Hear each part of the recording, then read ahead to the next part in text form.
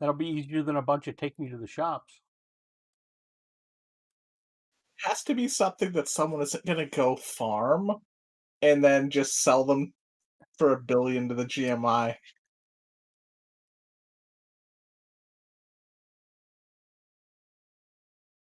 Right? You need to find something stackable you can't get anymore. Swimming stims. Nah, lots of people still have those.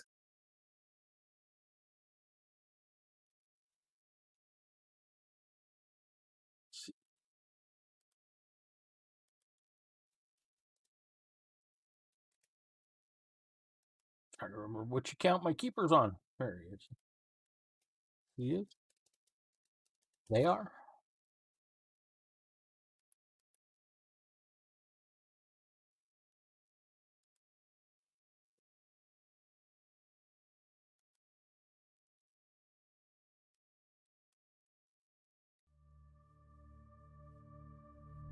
So how is everybody? So. All right. Okay, there it goes. It was showing me a video from your previous. I was like, what the hell? Poor Crystal. Oh, I got the backpack. Jetpack. How's it look? I did make a new shade. Did you? Yeah.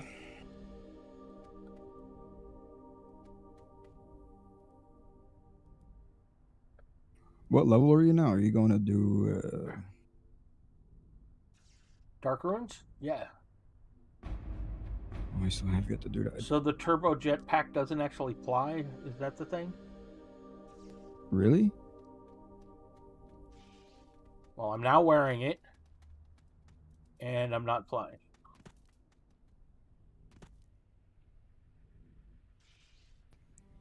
What the hell? I've been tempted to get an M1 Mac. Not that I can afford one right now, but I've been tempted.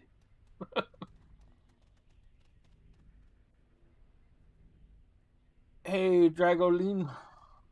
How's it going?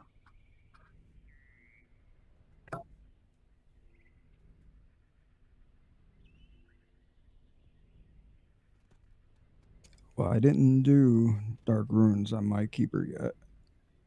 I don't know about my Wait, doctor. Dark Runes, isn't that over? That's the ICC mission. Not Dark Runes. That's Dark Sanct you're thinking of. Oh, Dark Ruins. You mean Doja Chip? Yes. Yeah, I haven't done that. I need to. This will probably be my last chance to do the wreck. Okay, well, I could do the wreck with you.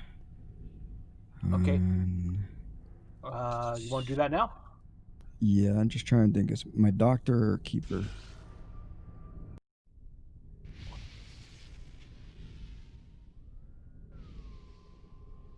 I'll do it on my doctor. What the hell?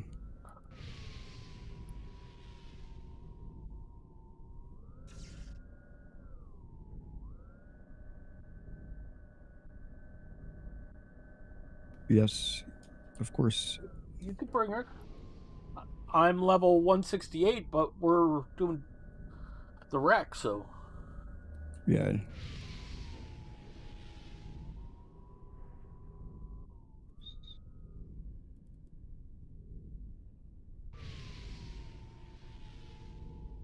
Hey, Volpew. How's it going?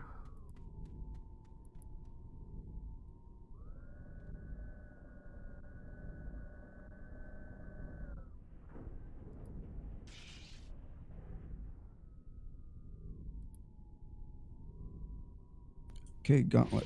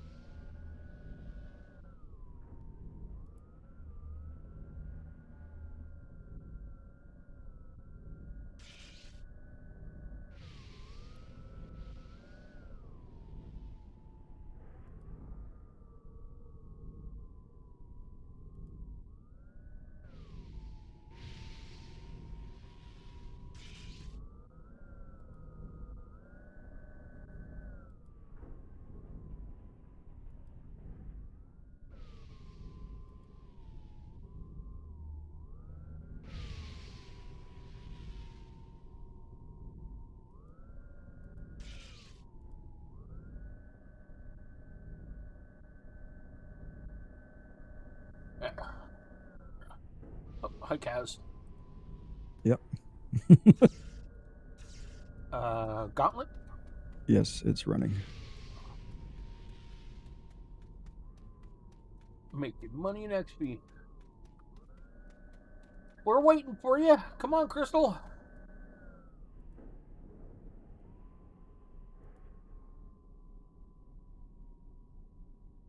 See, I should think any of my frubes I could grab too. Anybody else want to join for Dark Ruins? Bueller. I'm just gonna go grab my.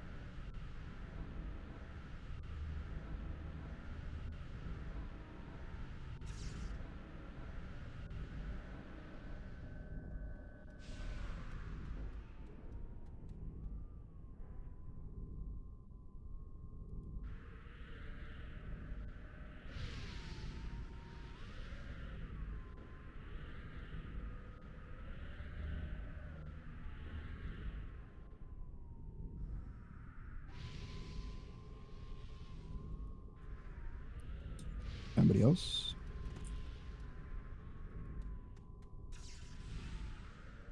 I'm only grabbing this one in that dock. Eh. So that's all I feel like doing. Is Crystal on LFT? Um, I don't see a Crystal. I don't see it either. Oh, Crystal.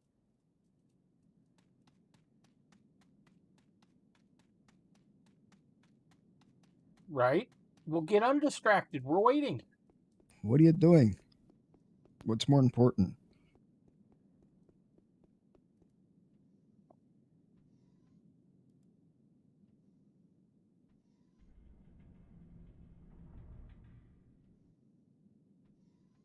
And so you were talking nerdy? That's all right. You can still talk nerdy and join us.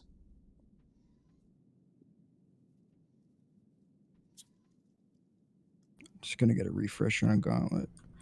My frub agent quick, then I'll be ready.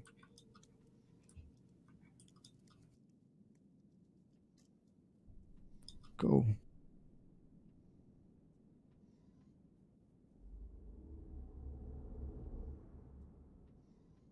Before I don't get a chance to get it.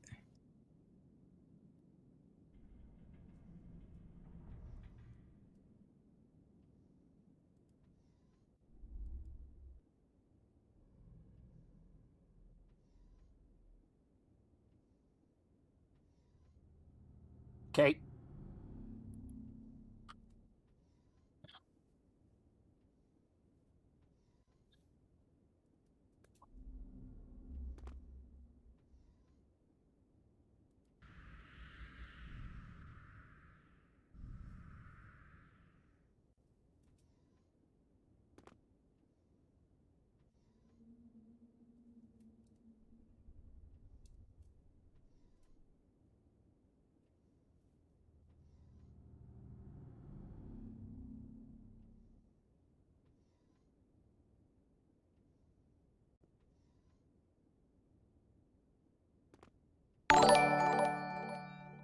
Hey, thank you for the subscription, Meme, and welcome back.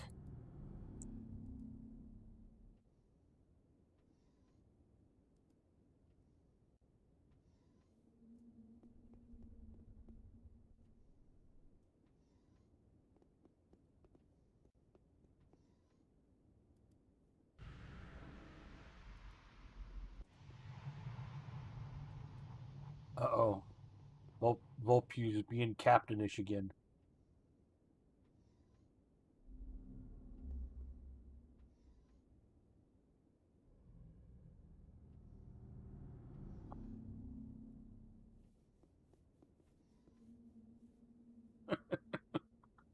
Hey, Kalos.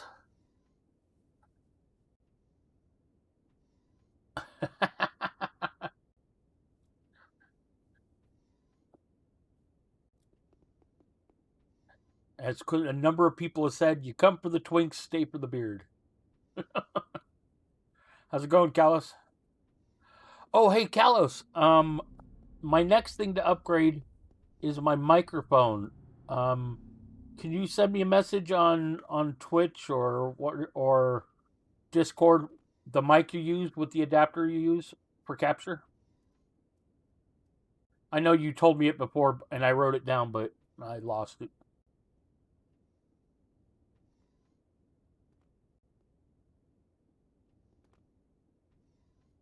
Cool, thank you. I got myself a 4K camera, so the next thing is the microphone. Yeah, Discord works best. Nicey nice. Hello.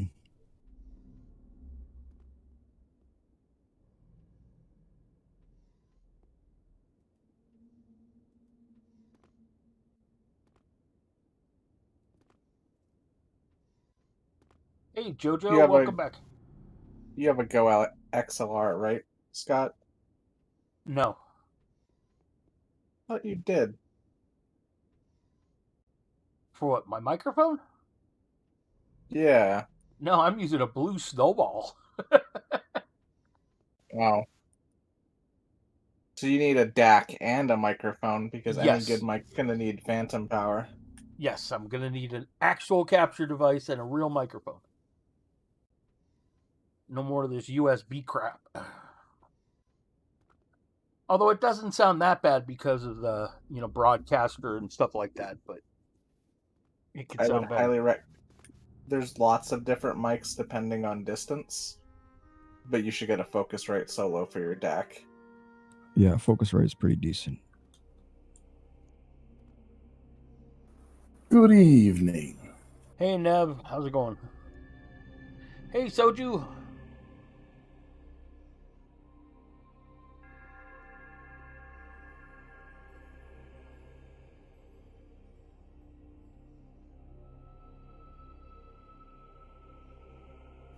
What, no raffle? I haven't set one up yet.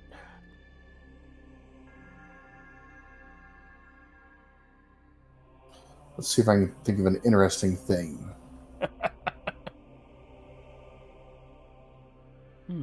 A thing. You want me to pick up Crystal? I see her on LFT. Oh, is she? I'll grab her.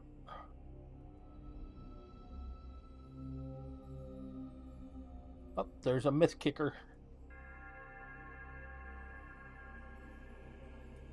Oh, right there. Are we ready? Not yet.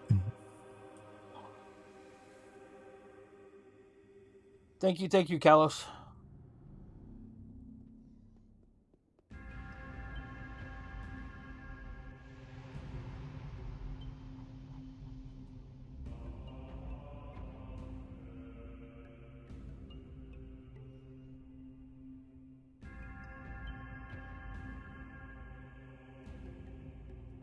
Okay, ready. Right, I'll go this over here. Are you gonna go do the supply one? Right. And I'll do the killing one, so I'll be the Yep. flagged one. Of course. Okay. Why not?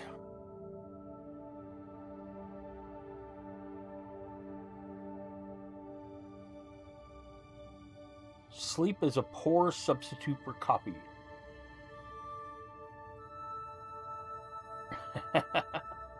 Miss Callis is watching some Hallmark movie. It's the season for Hallmark movies, though, isn't it? Oh boy. Hey, wise guy, welcome back.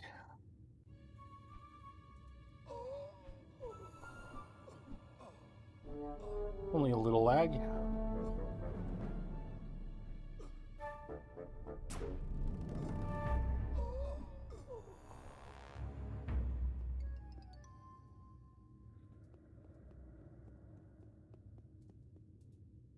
Pick me. Pick me. Went to War Dog. Well, we're going to drawing Notum from the sand after this, so that's where we'll all meet. Oh no! I'm not hating on them. They're just not my thing, so I'll leave it to enjoy. Sure.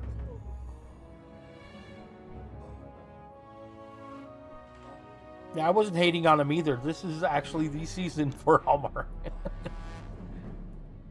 Rather a lot, really.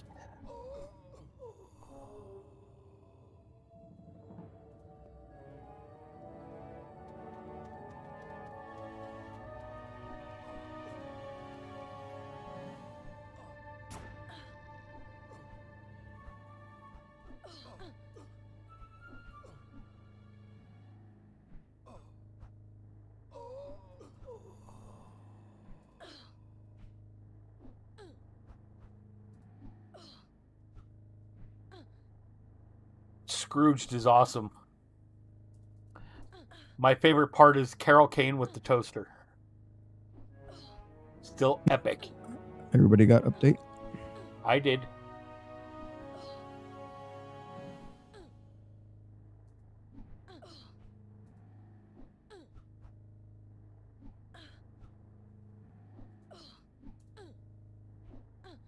Oh god, I didn't get the quest. Hey, Polybeast, what quest didn't you get?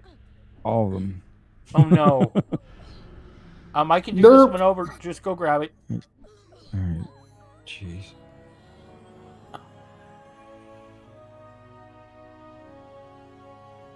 Hey, that was a research team too. I think that was the last of my research. It was for another 6 levels.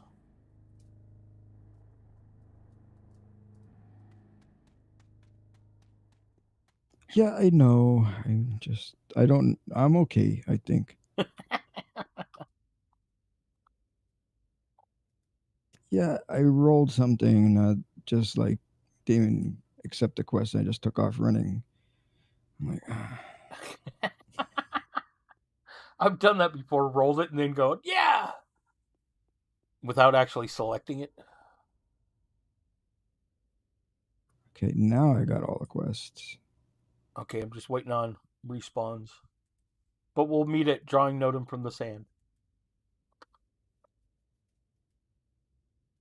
Yeah, because I went to upload. I'm like, I don't have any quests.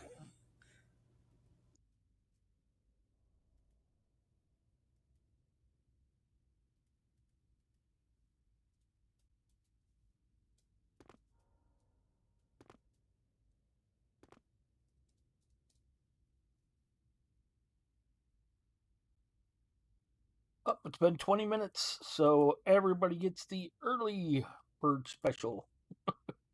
Everybody who is watching with their sound on will get 500 credits. Okay, just gotta find there. At least these things are easy.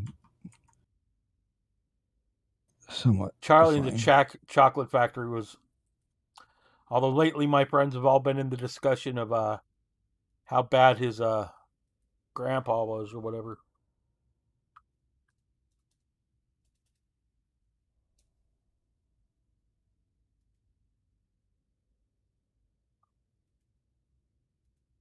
Can we talk about how it's actually the prequel to Snowpiercer?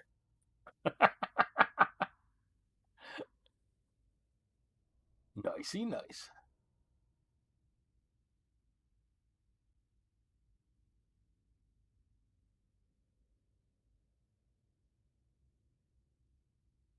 And yeah, Dark can't really afford a M1 either. But I'll make ends meet. Right? Well, it's a technology I don't have. And that makes me sad. I'm not that interested in the M1.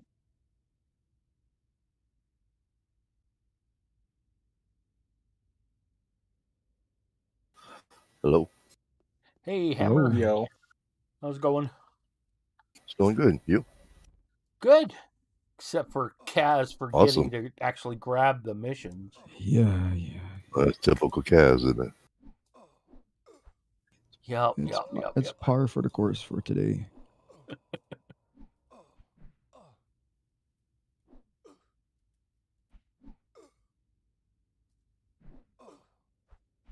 Oh, Callis saw the video on how it's the precursor to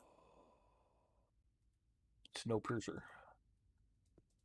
I have not seen that one. It makes both movies have a completely different light. I gotta wait on respawn. Yeah. This one's stuck in the fence still. Hello, Poo-Poo.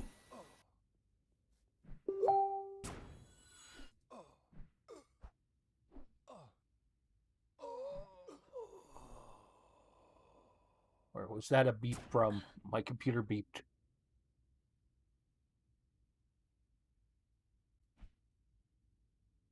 Did you play any Cyberpunk yet, Scott? Nope, not yet.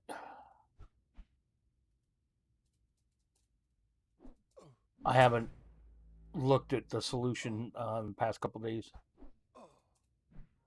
My recommendation, wait 6 months. Yeah, that's kind of what I'm thinking, actually. It's a good game, but oh, the bugs. I was just enjoying the stuff about if the save file being too large. Oh, that doesn't happen till like near 100% completion anyways. Well, I don't want to play it until I can stream it, so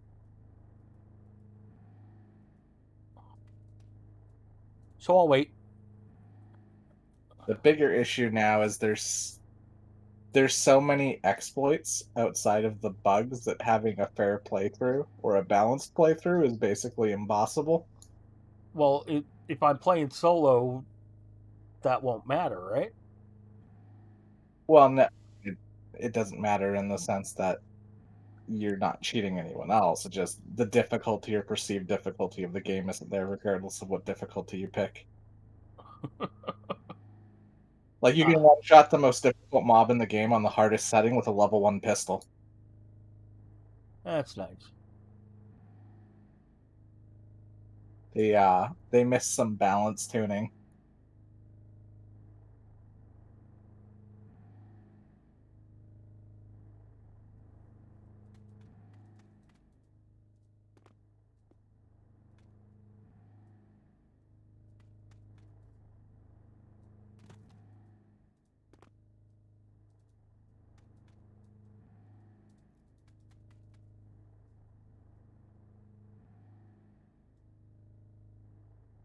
So waiting in the middle of nowhere for a mob to spawn, we can call the Kaz effect?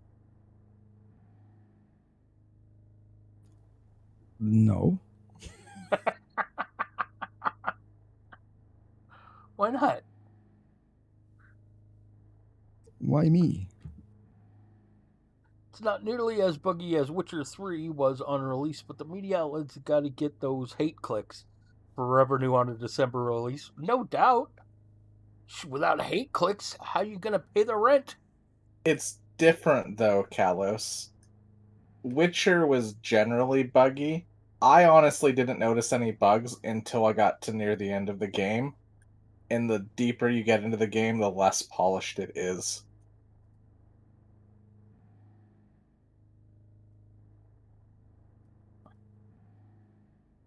I'm getting a whole backpack full of visual effects for this character so far.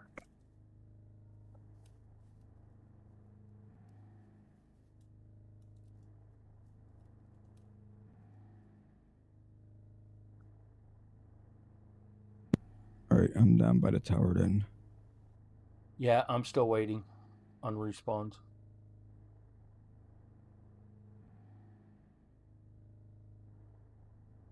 That's about how far I got, Kalos, before I started noticing things. Like when the world's mostly cleared out, and you start to notice like the spawning behavior of the police, the lack of any real AI to the populace, things randomly popping in and out of existence. There's none down there in the bottom. I've killed the guards. That's fine. I just need the boss. Oh, Oh.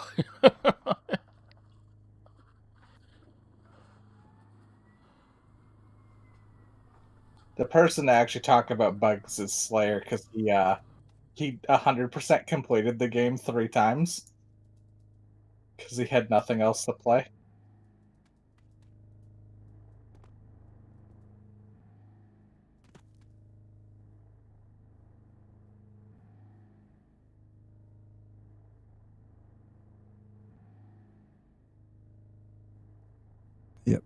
Kaz syndrome. Yes, here I am suffering from Kaz syndrome. Well, is your flag about to run out? If it is, My just forget flag's about it. gone. We'll forget about it. Just go to the next. No, I'm here. It's going to show up any minute, and I'm going to do it. That Damn means that means we have to wait longer. it. Do you guys have auras? No. Then what are you worried about? Okay. It's just going to be me that's flagged. And besides, I'm flagged again.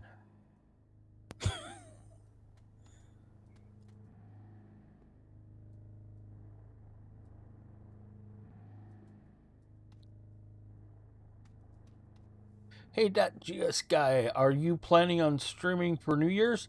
Yes, as a matter of fact, Dre here has donated 500 billion credits to give away on New Year's Eve.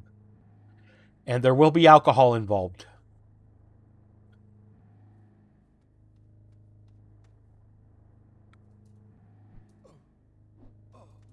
If I win, can I tell him to delete it? Sure. Sure.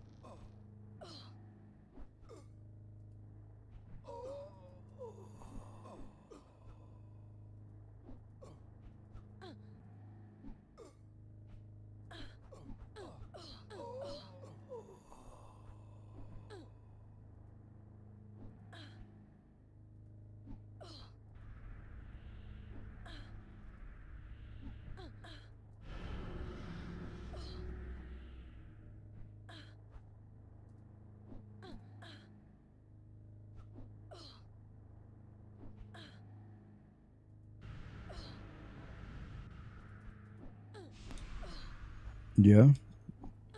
Soju's all, How I'm long gonna did it get take? trash. Yeah, only 500 billion.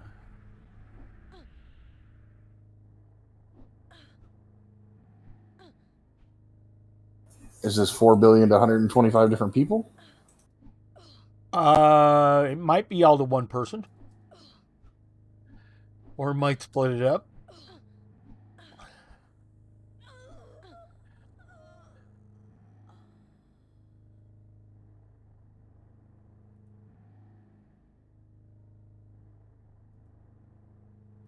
Did you get an update, Kaz? Let me check.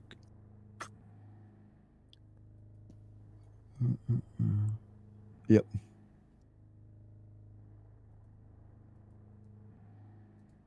Okay, heading to drawing Notum from the sand.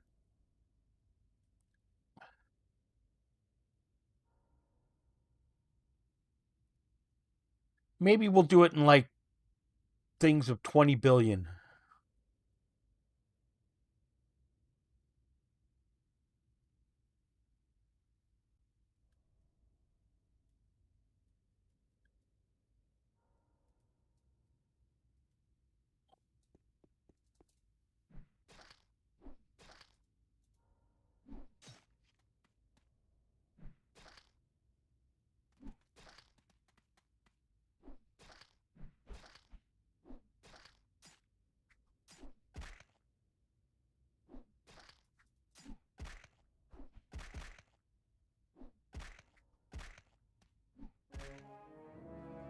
Okay, next, War Chief.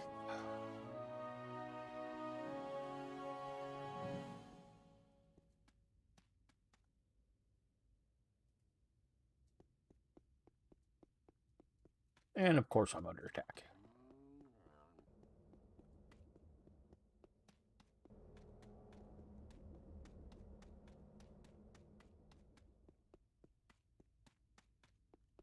And since there will be alcohol involved, there may be some creative ways it's given away.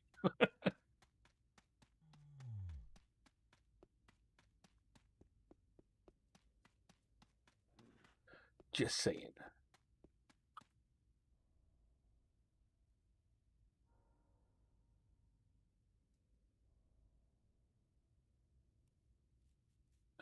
Oh, it wasn't a choppy stream. It was, well, okay, parts of it were. But when I turn all the resolutions down and all that, there was this weird graphics glitch in the capture. It was like looking in two different directions at one time.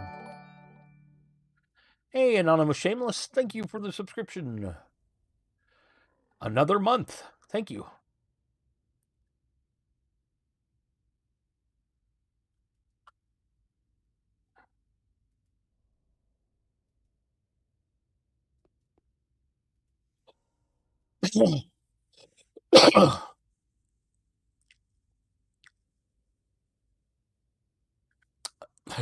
Does Soju need a blender for Christmas?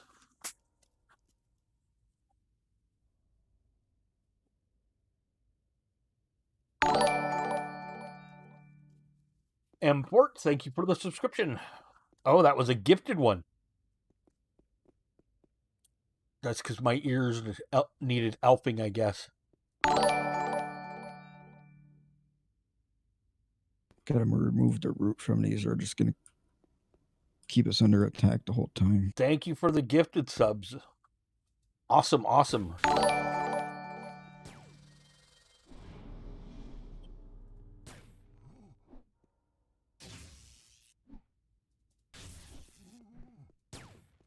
It's like they're all bugged.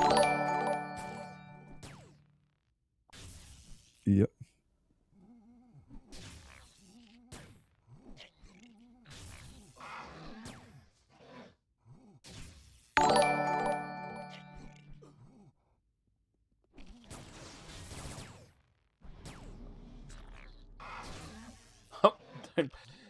Apparently the gifts on my face were Santa themed.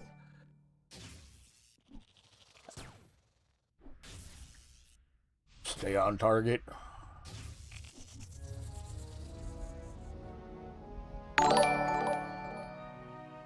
Thank you, Anonymous Shameless. Awesome, awesome, awesome. Thank you. How many was that?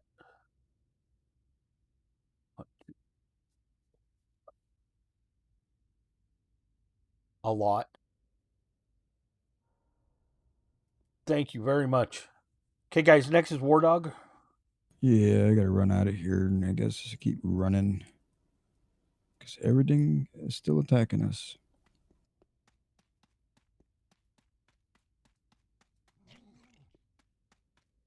Oh, it's north.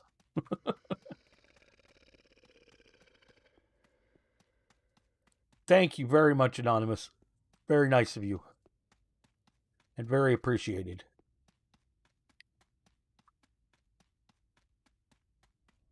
Indeed. Support the AO.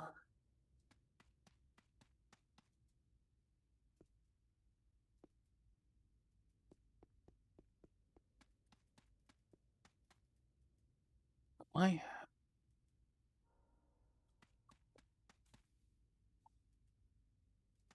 It still thinks I'm in a fight.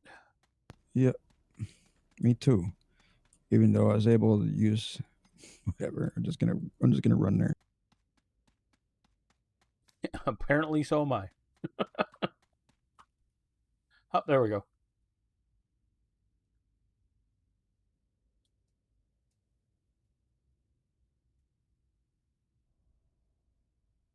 Now what do I do with my Prime sub, which I was planning to give to you tomorrow? Give it to somebody like Kalos or Soju, maybe? Do you watch them? Yeah, I guess I can repeat Soju. Yeah, I was there planning to you go. rotate it. There you go. Support AO streamers.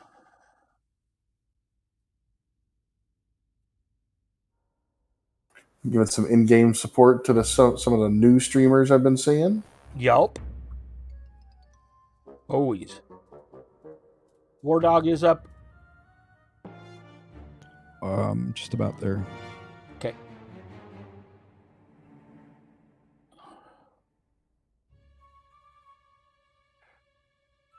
Yep. Looks like you crashed. Me? No, Crystal. I was gonna say, what? It's all right. We'll wait for you. Hi, Neb. Oh, hi there. Fancy meeting you here. Right. A giveaway pack. Ooh, fun stuff. Okay, we'll give That's a these nice away little today. package, I think. Yeah. Devalos ring parts, lava boots, couple alien mate, beta box and an alpha box. It's pretty much everything guest dropped from APF. Nicey nice. Thank you. Me and some friends have been doing quite a bit of farming lately. We're got a little thing going to happen around the first of the year. Yep. We'll raffle those off in a while.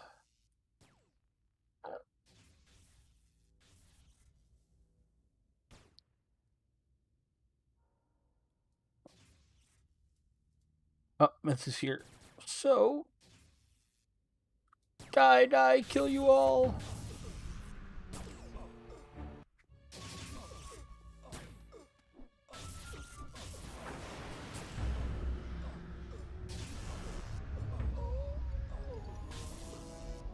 So I guess now we're all the way south to the island? Yep.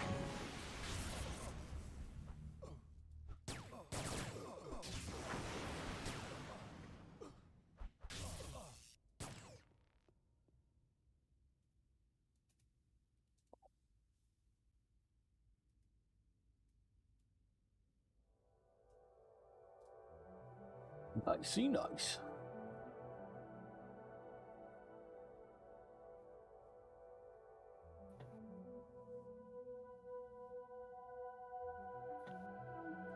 Can you drag Eric in, Scott?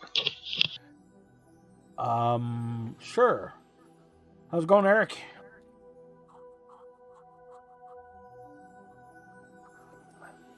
Hello. Hello. Hello, sir. Hello. Oh, there we go. All right. All right. And also, hello from me. Hey, Kalos. Hello. Welcome. What is going on? We're playing this game called Anarchy Online. Have you heard of it? Hang on. Let me dig a bit. Yeah, I've heard about it. Yeah. So, where? What are you doing? We're just doing the last of the rec dailies. I'm on a 169 keeper, who this mission will make it so I can't do rec dailies anymore. Really? Yeah, because they cut off at 170. Oh, This that is the sounds one I kind can never of. find. I always forget about doing it. Yeah, The it's actually observer. it's actually not that hard to do. Actually, what we do is we just get the mission, fly across, drop in on the lizard, kill him, and then we just stay between the fenced area we drop in on and just kill towards the front, and come back and get the respawns of a couple of lizards, and we're done. Nice. All right.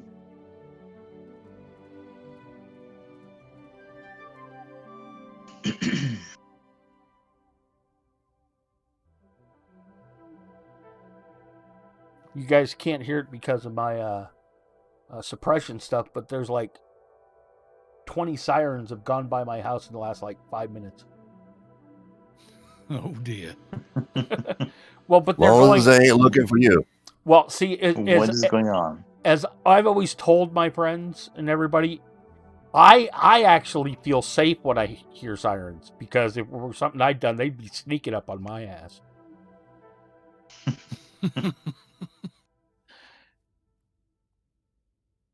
Yeah, we don't get too many out here. Well, Just trying to freaking deactivate my freaking Yom forever. it's not a normal occurrence, put it that way. So, otherwise, it wouldn't be worth for me mentioning. was I lived in London, and I lived on like one of the main trunk roads into London when I first started, and it's used by emergency services constantly because they can go like ridiculous mile an hour up and down it because Right. you're not allowed to park on. They call it a red route. It means if you park, you get towed in 15 minutes. That's it. Your car's on a trailer and gone. You cannot park there. So it's always clear for them to go flying down it. My window was 2 stories up over the top of it. That was a nightmare. It was constant. Hey, Crystal, just fly across to where we are when you got it. We're pretty much almost straight south.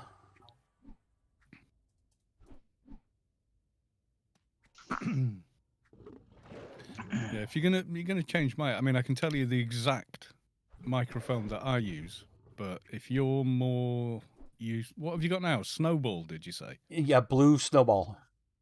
Yeah, so that's a Blue Snowball, is that good? It's actually surprisingly good for a USB microphone.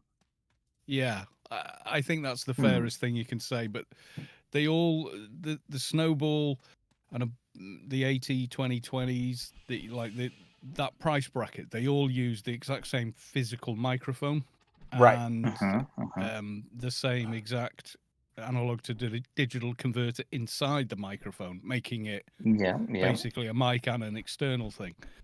As soon as you go into real, yeah, I sound different on Discord because of bandwidth.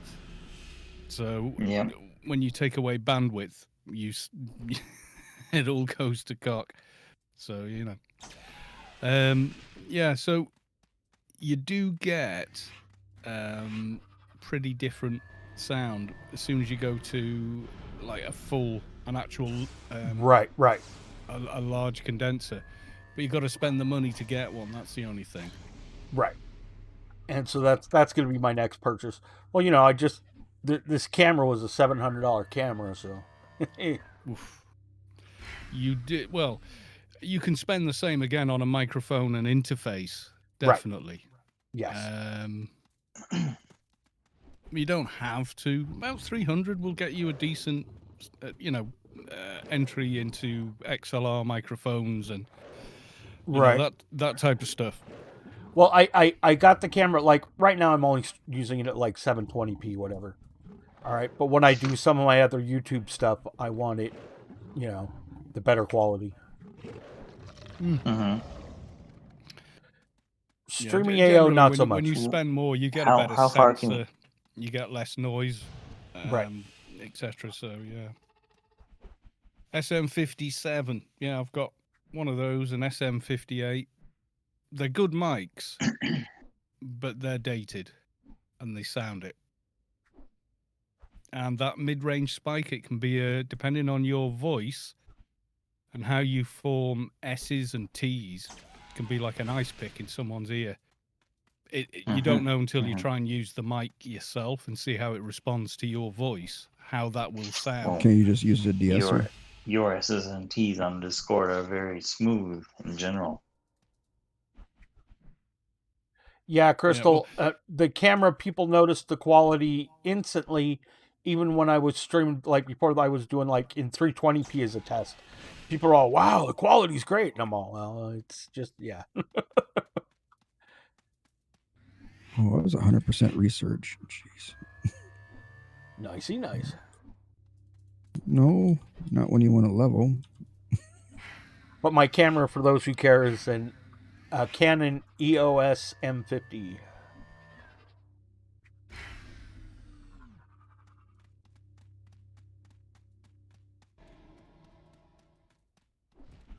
Of course, we all care.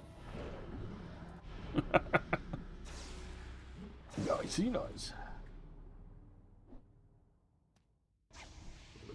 A cryo-cooled camera someday? Right? That'd be fun. Not in my room, though, thanks. Cryo-cooled The difference is I use a sounds pretty dynamic neat. mic, so you do need a decent preamp to run one. That's the other thing. People buy SM Shure mics, which are designed for very loud volumes on a stage, like miking guitar cabs or a singer Right. belting out stuff. Exactly. And for that, they are truly great. The SM57. Well, it's older than me, so I get to call it old. It's older than me.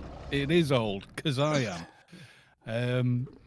I mean, it's a good mic, and I've got one, but on my voice, the sibilance is very harsh, and you need over 50 dB a gain on your preamps to actually run that kind of microphone without you being right on top of it, and then it picks up lots and lots of mouth noise, and you get horrible boominess to it because you get the proximity effect, and that's not always pleasant. Yeah, I'm wondering how a decent mic is going to react with my NVIDIA broadcaster stuff. I mean, because right now, like, I tried playing guitar on stream, and it just like ripped the guitar noise right out. Even though my acoustic was right in front of the mic. Everybody's all, we can't hear it. Well, that's only how the algorithm is tuned. Right. So, right. You Oh, would no, I can normally remove that.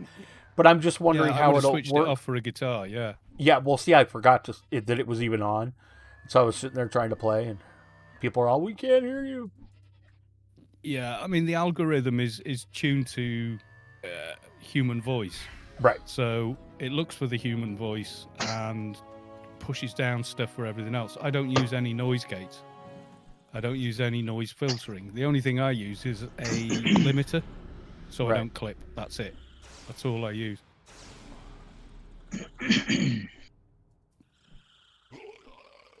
But yeah, I will always sound different over Discord because Discord has quite limited bandwidth. So, well, it uses a different codec there, doesn't it? How am I getting teleported? What the? These teleport you. That's but we were nowhere near that, and I got teleported. Yeah, well, he thought you were near that. It was probably you just probably we lagged. Have to go up there and kill him. No, I was standing right next to you. Egads, they all just aggroed on me. Let's go this way and see what happens. No, I got teleported again. Oh, I got rooted. Now I got teleported. Okay, we're gonna kill up here. I'm dead. Oh, ouch. I couldn't heal or anything because I was stunned the whole time. All right, I'll just go back and...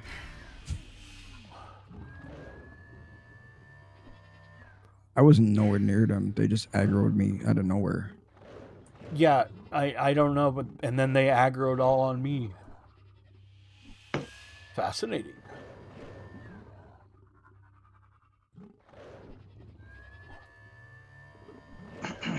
This is a keeper test. Actually, I should kill some of these lower hit point things. All right, I'm back in the zone. I can't do anything until I get, heal up. Right. Res, rather. Well, I might die. As a matter of I fact, just set I should everything run. on. Sorry, I just set everything on auto in Discord. I don't know if it'll make any difference.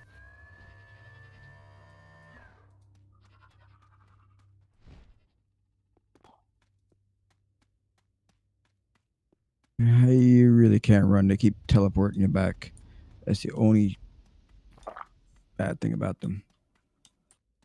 I think I escaped. Nope. No, I think I did. I wish it was that easy. Well, keep wishing, because I'm safe. Well, Even with Mist chasing me going, I can heal you. Stop. By the sound of it, syntax failure. I'm just reading the thing there. Usage of the mic is more important than the individual mic, possibly. Better Discord performance out of a $50 Marantz. It's $50 because it's got a cheap electric membrane cardio in it. The same thing that's on your mobile phone. I tell you what makes the biggest difference with condenser microphones is the environment that you use them in. So in part, yeah, it's more about how you use the microphone than the microphone itself. right. Marantz, they make some awesome audio gear. Wow, some seriously good audio gear. In the old days of vinyl and tape decks and all that, they made some of the top end gear there. Which brand was that? Marantz. Yeah, Well, they're an old It's name. I think it's Italian, isn't it? I don't know who owns it now, but it started off as Italian. Marantz is part of DNM. And what I would do though, Scott, is go on a channel like Booth Junkie or Andrew? Podcastage. Yeah. Probably not Podcastage so much because his voice is quite different from yours, but you can hear him try out dozens, hundreds of different microphones. Right. I went with what I heard from people that sound like me. What worked, without having the ability to sort of like A/B a bunch of microphones. I mean, when I started out, I was using the SM58 and I'd swap between the 58 and the 57 a lot. Then I bought a condenser. But it was like a cheap one, and it had so much hiss and noise on it. It was unbelievable. I hate that. Yeah. So then, yeah. Well, if you go XLR, get the focus right, but get the 2i2. Not because you'll need two microphone inputs. It's because the output amp will give you a true line out. So rather than two phono connectors on the back, Right. which is just like screen and wire, you get tip ring sleeve. So it's like a balanced out to studio monitors or whatever else for whenever you're editing or doing anything like that. You got Right. a much better. I actually sold thing. my Tascam recorder. No. Oh well.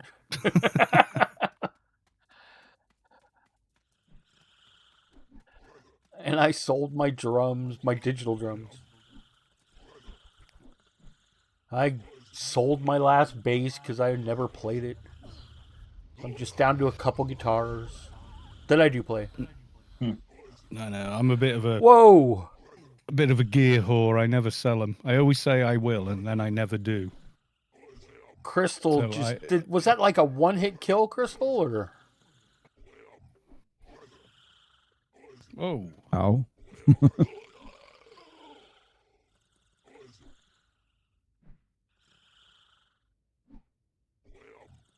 Sold all of my guitar gear. They were like, "Oh, snack." Okay, yeah, sorry. 6 hits for 1K. Oh, come on. Sorry, Crystal.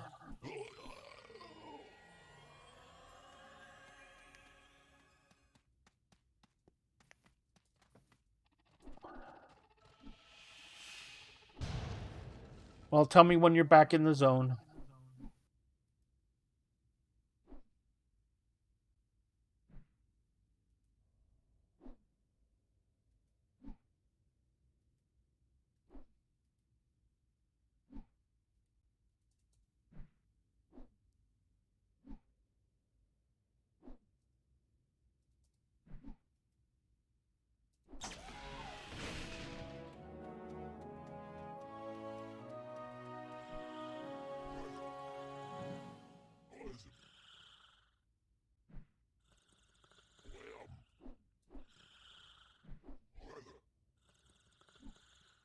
Where did you send me a private message? On Twitch? On here? Twitch, yeah. That means I probably have to actually open my Twitch channel.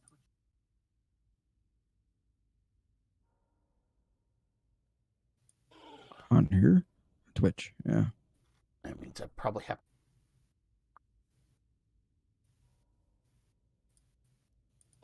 On here?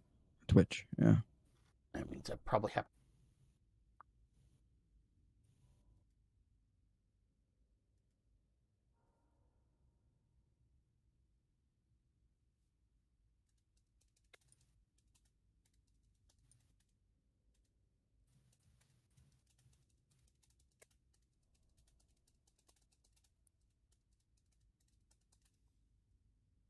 Thank you, Volpew.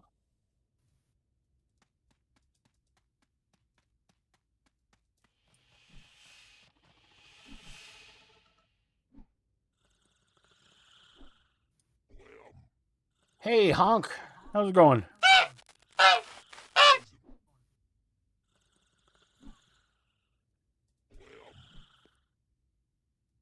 I didn't say nothing, Volpew. What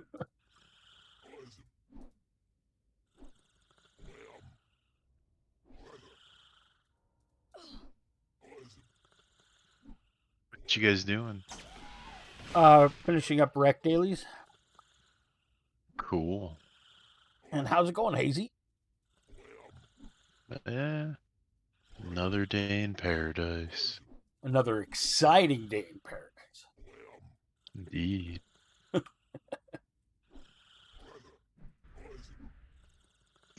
I'm just about back. Okay, well, I'm just killing everything, so.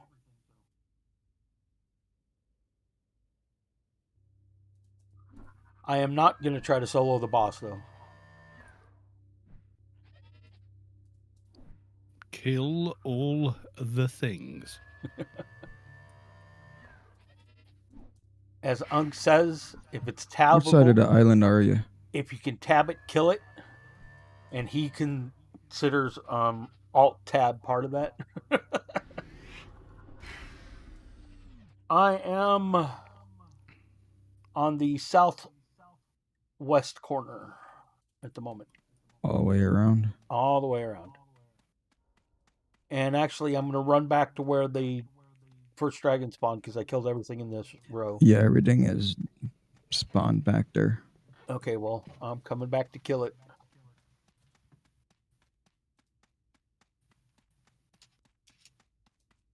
May as well hang out.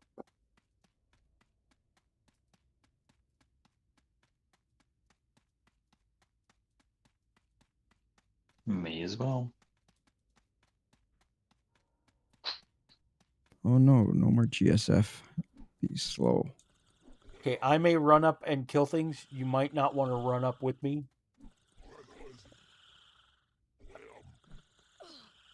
Just saying. I don't know why I get aggro so much. Oh, I don't know. That whole you're a doc thing. Docs are extra nutritious, you know. They're a delicacy. I just won't heal. There you go. That's a good doc.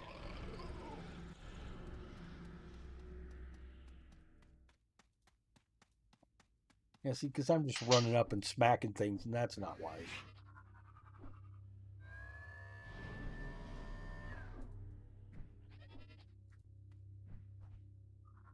Hey, Robo's Keep, welcome back. Yeah, an apple a day keeps the docs away. I don't know.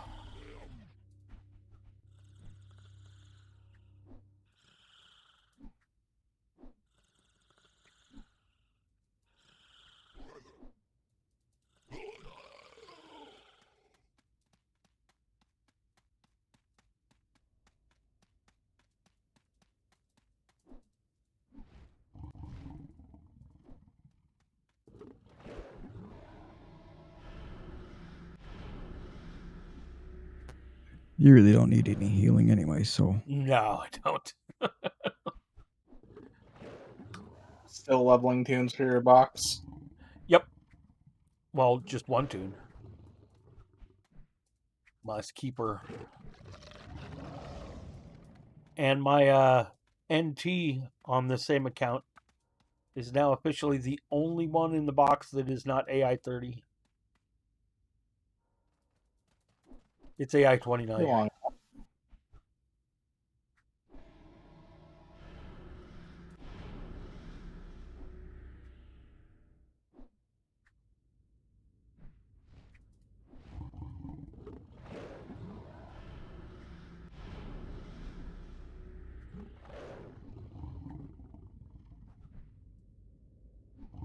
Someday I'll do AI level, says Crystal.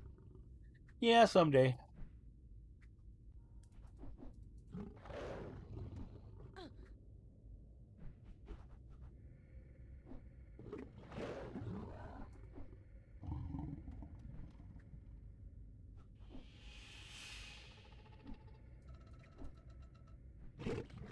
Your agent would be a good first AI 30. I agree.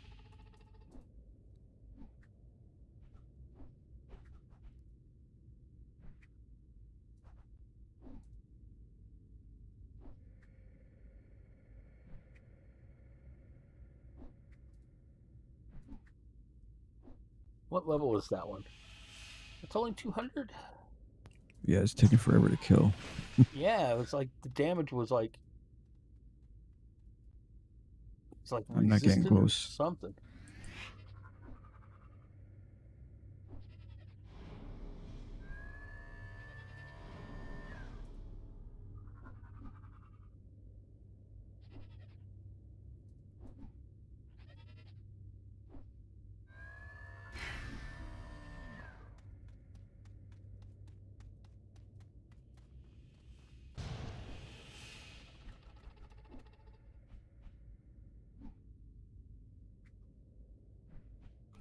I need to do some S7 yet.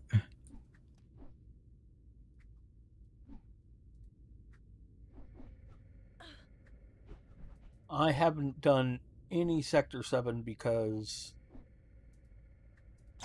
I didn't need a Sector 7 weapon because Volpe was loaning me this exact copy of Excalibur. Yeah. But what I should do is my pen mission so I can get a Kiona. I think I have to do that yet too. Yeah, you gotta do pen on a couple characters. Well, we could maybe do that tonight.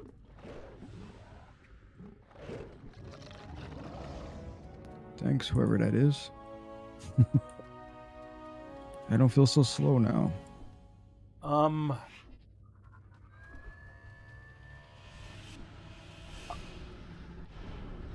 What do you guys have left to kill? 1, 2. 1, 2, 3, check. 4. Check. Let's see. You forget something back here. What? Oh, I'll be here all day.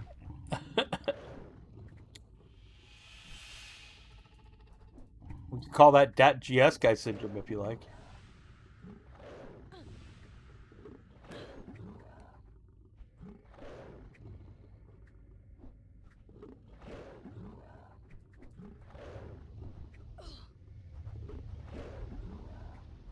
Yeah, Perennium crossbow, I wish.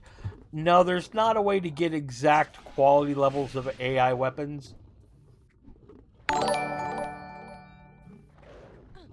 Well, thank you, Dylan, for the like. That's a Facebook viewer.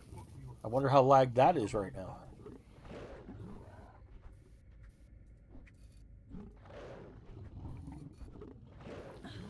What, the Focusrite?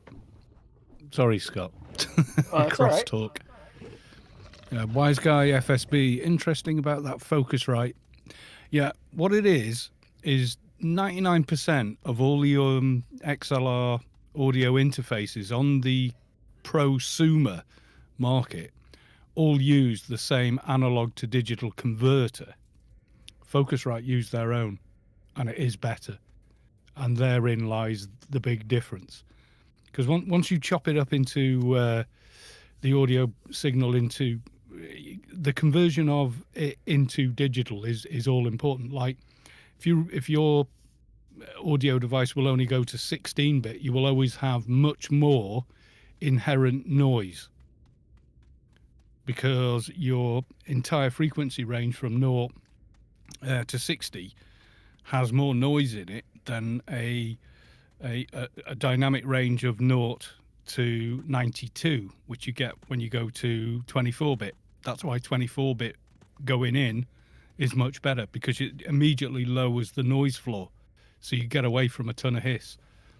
So if it'll go to 24-bit 48, that matches up really nicely with the H.264 codec, which is what virtually all streams and YouTube and all the rest of it, and Twitch, use for delivery. So it's about media to market. You're matching up to it, but it's 24-bit with a lower noise.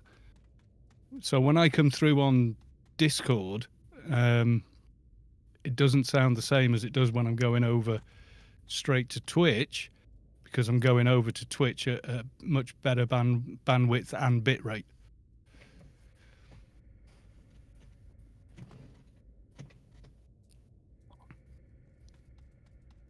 And there you go. Yeah, the reason CDs are 16-bit 44 100 hertz is when they were trying to figure out how to do digital audio, they figured out that that was the lowest quality they could use before people would refuse to buy it.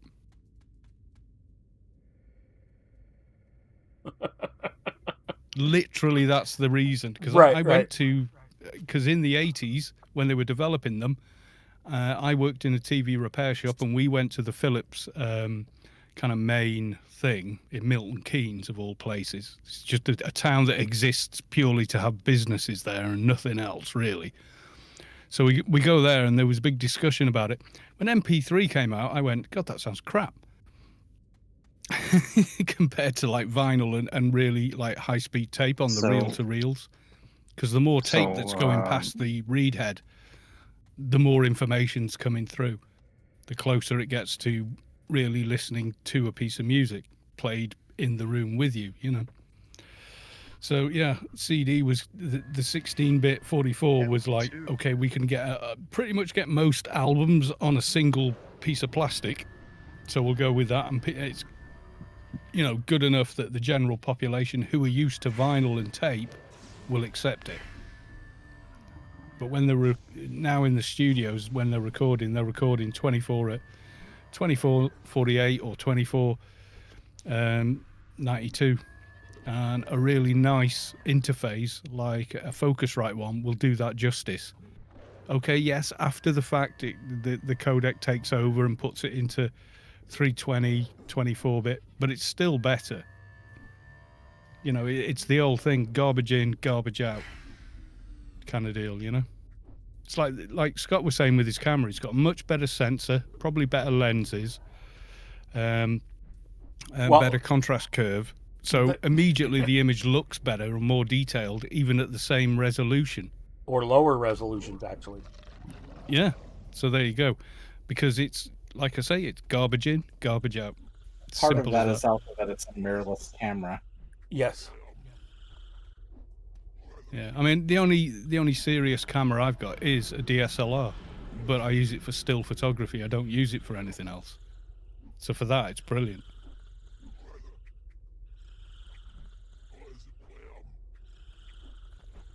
Plus, the We'll say- camera's worth half of what I've spent on lenses. You always spend Right, more on the oh. glass. Yes.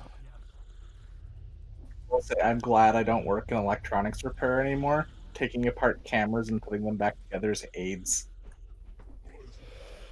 It wasn't much better with Sony stuff, but I will say this: it was very rare to see any Sony stuff come in for repair, so it wasn't too terrible. Well, I mean, that's because Sony mandates that you have a repair shop specifically for Sony if you're doing it on warranty. Didn't Okay, used guys. to be. I am going to used now to be. do my normal dailies and then do a couple of Doja chips, and then I might as well just start the pen quest for anybody who wants to join. Dun dun dun. Dun Quest. dun dun. The key or the No, I already got my key. oh The progression quest. I'm not progression. The Zan civilization quest. all right. Alapa and friends. Cool. Okay. Crystallize a trader that needs to do it. Darkest Sanctum is not up right now. That's an ICC mission. Unless you mean Dark Runes. Dark Ruins, I am going into to get a Doja chip after I run my dailies. Thing I will say about the Focusrites, though, the headphone amp for output leaves something to be desired. What headphones are you using? I have lots of headphones. Currently, though, Oh, right, okay. HD 650s. Yeah. I mean, I just use my Yamaha monitors pretty much for everything because I know them more than anything, and they're reliable, and they're very brutally honest when it comes to audio. Like in the room I'm in, which is acoustically completely dead, and those, when someone's got bad audio, my God, you can hear it. Like there's a guy on, I don't know if Scott watches it, probably none of you guys do, which is the YouTube creators, or what's the actual channel called? Let me just quickly go have a look. I watched It's like some an of it. official YouTube channel. Yeah. Yeah. There's an Irish guy on it at the minute, and he's got like an AT2020, and he's using it like he thinks that it's an end address dynamic, and it's a side address condenser. So he's got the front of the mic pointing down at his table. He's talking across the top of or the back of the microphone using really harsh noise suppression and correction, when basically all he needs to do is point the bloody microphone towards his mouth. And he's done about 20 videos for him. In every video I go, for the love of God, will you please use your microphone properly? I mean, It's I don't like think watching someone trying to run a drag race with a wheel clamp on the back of the car, you know? a lot of content creators don't even know what a pickup pattern is. Yeah, I'm pretty sure it's an AT2020 he's got. So it's a cardioid, bog standard cardioid, large diaphragm USB mic. It's pretty good. They're a pretty good USB mic, to be fair. But he's got the thing facing away from him towards the floor in a room with zero treatment in it, and he's got it towards a table, so he's got like frequencies. Oh Jesus, it's a mess. I mean, it's painful. I can't watch one of his videos. He's called Connor, Creator Insider. That's the one. And like every video, I go, "You are using your microphone wrong." Now you make me curious. Creator Insider. Watch their latest video. You'll see Oh, exactly man. what I mean. That You was can short. see, like the front of an AT2020 has got, the Audio Technica thing, has got like a balance control for headphones and something else at the front of the microphone. He's got the back of the microphone angled up to the ceiling, the front of the microphone pointing towards a table because I can hear table echo coming off him, and this huge noise suppression he's running on top of it, trying to sort of fix the room sound. And it's just terrible. I mean, it'd be better off just using whatever microphone is on the webcam he's recording with, because at least it will be pointing towards him.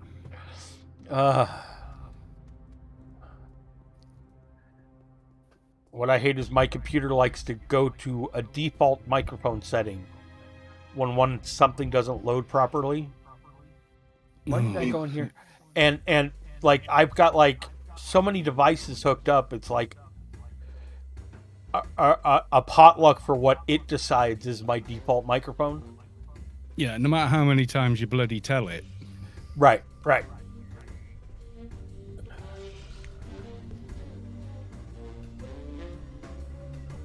Well, and plus I've got weird stuff like the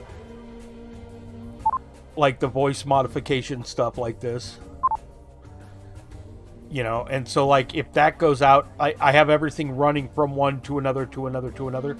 So one goes out and the whole thing just like starts twitching and flipping around on the floor. Are you using hardware solutions? I'd love better hardware solutions. I mean, aren't you primarily using hardware solutions? For as many things as I can, yeah. But the whole thing is because of that, it like changes around what it thinks my default stuff are. Well, it should be a broadcaster, your DAC. Yeah, okay, broadcaster keeps going to what it thinks my default is. And I have many cameras and many devices hooked up, and it just like seems to randomly pick one. Just the audio input for the other devices. You don't understand. It reselects things.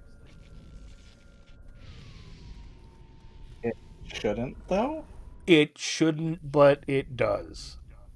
Like right now, it's set to use NVIDIA Broadcaster is the first piece of software that like my microphone goes into. All right, so it uses directly as its input my blue snowball. Okay, but like every other day, I've got to switch it back to the blue snowball from what it has decided that suddenly it's going to switch to a default device, and which default device it chooses seems to be fucking random. Yeah, it's a Windows thing, I think. Yes, it's a Windows thing. You can lock that in your registry, but it shouldn't be changing it willy-nilly unless the device is disconnecting and reconnecting for some reason. Well, see, what happens is like when things load, like I don't know why it does it with NVIDIA Broadcaster, but like with the Voice Mod Pro stuff, when it loads, sometimes it has to update something, so it doesn't load as quick. So something that relies on it will select a different device because that one's not available yet. Disabled USB sleep? No, I have not. Turn off USB sleep. Yeah, okay. I'm thinking that. Also, go into your keyboard and mouse in Device Manager. There's a power setting on your keyboard and mouse, which will also sleep the keyboard. And a lot of times you'll be pressing forward, like let's say using WASD, and you're pressing W to run forward, and then you take your hand off the keyboard to turn, and you just carry on running. Yes. That's a power setting built into Windows that you can't disable from the power management side of Windows. You have to go into Device Manager and turn it off within the device properties of a given input there. And you know how Windows kind of interprets a keyboard as like 6 different devices? You've got to go in and do it for every pig in one of them. Or you can do it in the registry, or you can do it in group policy. Yeah, it still does it on every update, though. But if you do it in Device Manager, it stays the way you left it, unless you've got some power issue with USB. But I don't think they getting a Focusrite unit, because the way Windows interprets that is the same way it interprets the mic. It sees the mic, and the drivers have been approved by Microsoft, so it says this is a microphone. What it actually is a line input via an external sound source, which is what you've got with the Focusrite. So yeah, you've got to faff with it, but once it's set, I mean, mine is an M Audio one that you cannot buy anymore unless there's some old stock there. But I go through a analog mixing desk because the preamps are much nicer. Then I come out on tip ring sleeve directly into the line in of the M Audio, and I like the M Audio because you've got a mix dial on it. Thank you to again, go between. Anonymous Shameless. Yeah, you got to mix so I can balance what I'm hearing of my own voice versus any application or game with a physical knob, which is kind of the way my brain works with audio gear. I prefer it that way. You can do it with like virtual audio cable, and if I was using a 2-box system, I would use that because there's no chance of ground loops because you're sending over the network between 2 machines, etc., for audio. So it's super duper clean. Nice. Kalos, you gotta be the first person I've heard refer to TRS as tip ring sleeve in like 15 years. Tip ring sleeve? Yeah, Well, that's what it is. easier to say TRS. It takes no longer or shorter to say, and it's no physically harder or shorter to say. I mean, it's like someone going "lol" instead of just going right. You know, well, just fucking laugh. I find it funny when I'm talking to people and they'll like, you know, especially like in my Omegle videos, they'll type "lol" when I'm sitting there and I can hear them. You know, no, you didn't. Yeah. You lying sack of shit. Nope, there was no laugh. I saw a brilliant meme. You know the simple cartoon early meme. It's like the egg-shaped head, stick arms, and a computer screen in front of him, and it's got staring into the screen. Types "lol." His face hasn't changed in the slightest. Right. I worked with this guy Jim when I still did electronics repair. He insisted on referring to BNC as British Naval Connector every time he mentioned it. Egad. It drove me BNC.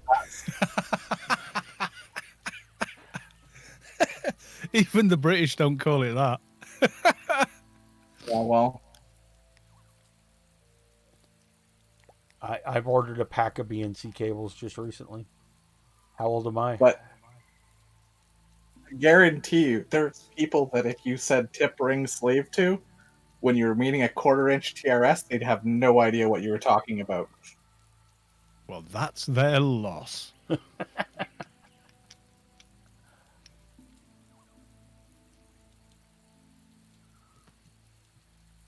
I mean, I still call those small headphone sockets, I still call them like 1/4-inch and then as the standard, like a guitar cable, and then the 1/8 of an inch as the other one, but everyone calls it a 3.5 mil.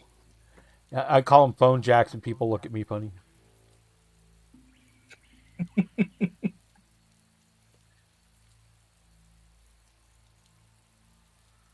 Because I'm old too.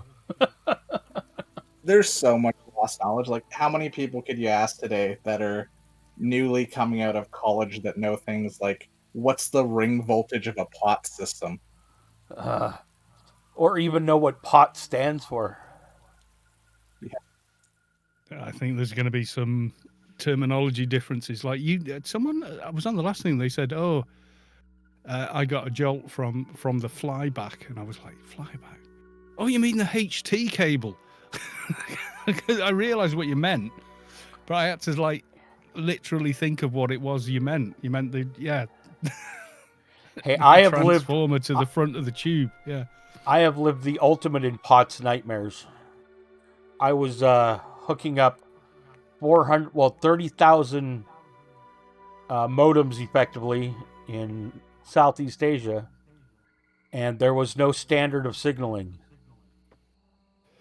Nice. Oh boy. Well, in other words, seen... well, hold on. They got a deal on this switch from this country and a deal on this switch from this country. Yeah. Yeah, it is like that in those. I mean, have you seen the wiring in like the middle of like Indian or Thai cities? I lived in Bangkok. Everybody right now go to Google and Google Thailand telephone wires. Just go ahead. I've seen them. Just look at the pictures. I know where you're going. Now, just walking on the sidewalk, you literally sometimes have to duck underneath these huge things of cables that are... Just go look. What was See, funny? I think What- I well- think it's the U.S. military. You know how they gave spiders LSD to see how they'd spin a spider web? Right? I think then they gave them to the telecom engineers in Bangkok. See what they do. You know, the funny thing, not that far off. Well, what was funny was, I was basically, I needed 30,000 phone lines, right? I was doing the network for the public university network system.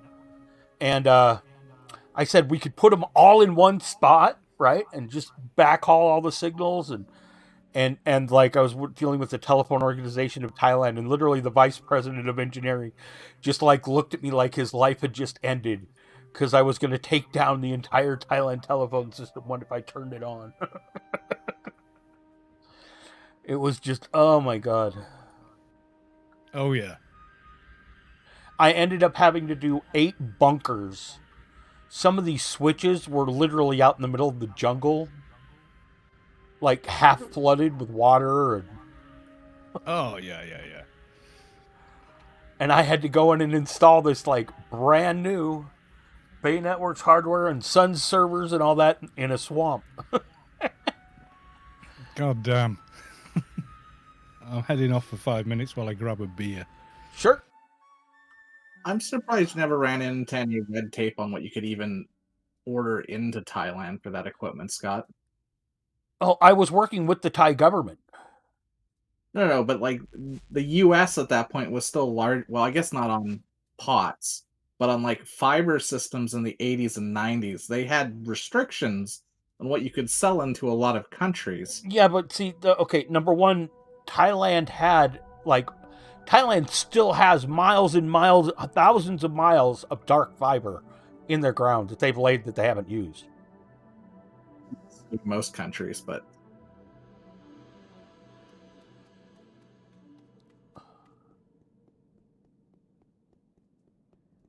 Probably the hardest thing I had to deal with was the name Microsoft. Well, no, Okay. because like here I had Sun Microsystems out there, right? With all of their guys and all their servers and all this, and we're going to be using this, and we're going to be using Unix to run all this, and like people kept freaking out that like this doesn't say Microsoft on it. My boss won't approve it.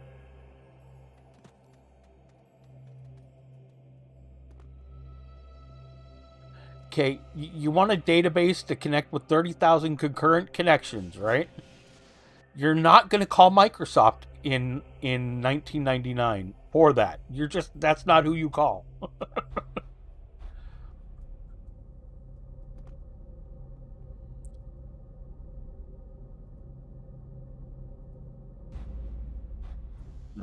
Anything Oracle at this point makes my skin like There was a lot of Oracle in my life.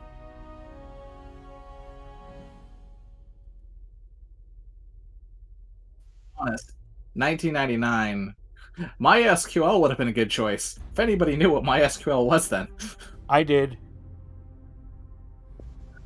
What was the likelihood your investors were going to? Well, I guess it was probably ultimately up to you, but like very untested at that point. Yeah, no. As a matter of fact, as I was saying, if they kept. Okay, Sun Microsystems put on a big presentation for Siam University in part of this build out, right? They invited to watch the presentation the country manager for Microsoft.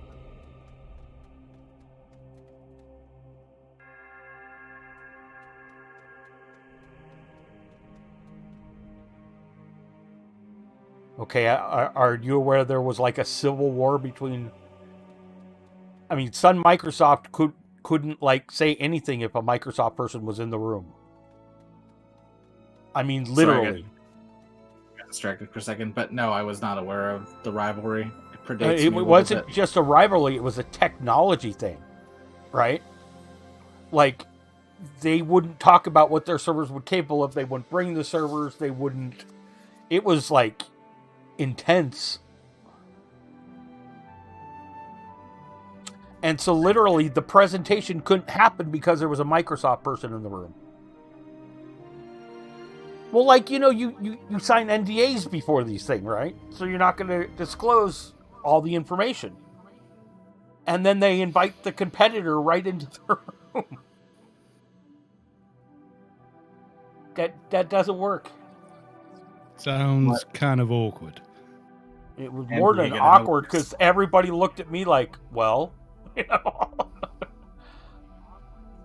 I didn't do it. Okay, I'm going to get a Doja chip from Penn, if anybody wants to join. I'm still doing my daily quick. Okay, and then I'm going to do a Dark Ruin. Just got Doja. done with the alien one. Killing really slow. Okay. Yeah, what do you normally farm for doges there?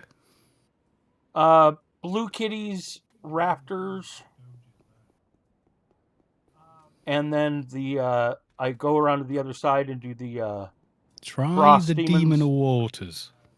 Yeah, the Demon of Waters I end up at last. Usually I get one before I get there, though. But it looks like somebody's been out here recently. Because there are no blue kitties and no raptors. I might switch to my trader for the quest. Sure. There's a blue kitty. Yeah, actually, I think I will. The thing I think needs to change is the Doja chip in Inferno needs to be dropped down to 201 at the very least, not 205. Because at 200 plus, these mobs are basically grey, so you start hitting them Right. like running off, and oh my god, regenning health, and especially when you're melee, it's like, oh jeez, oh god, bash the mic. Just a stability check, right? That's Grand Theft Humidity, right? From the reward for that quest line. For a trader, yes. Okay, good. I don't have that yet, so Yeah, I've looked at that Morant's recommendation, but it's a side grade, if anything, from the Snowball, because essentially it's the exact same capsule in it.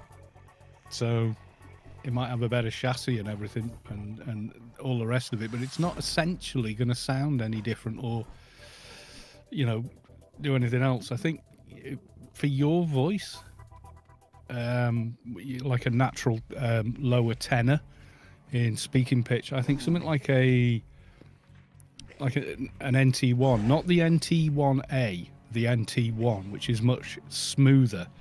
Okay. And the Focusrite, and I think you'd be pretty much gold because the room you're in is pretty dead acoustically anyway.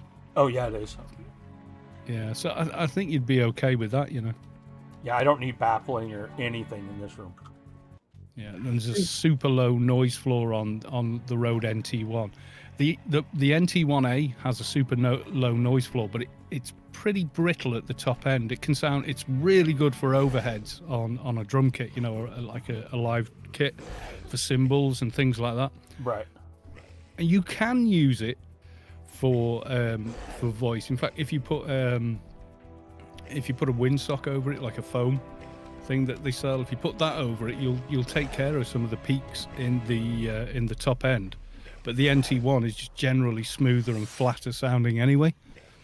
It's slightly more expensive, but it is definitely better. Right.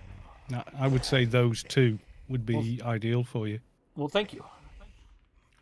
So I actually disagree, but not with the mic choice.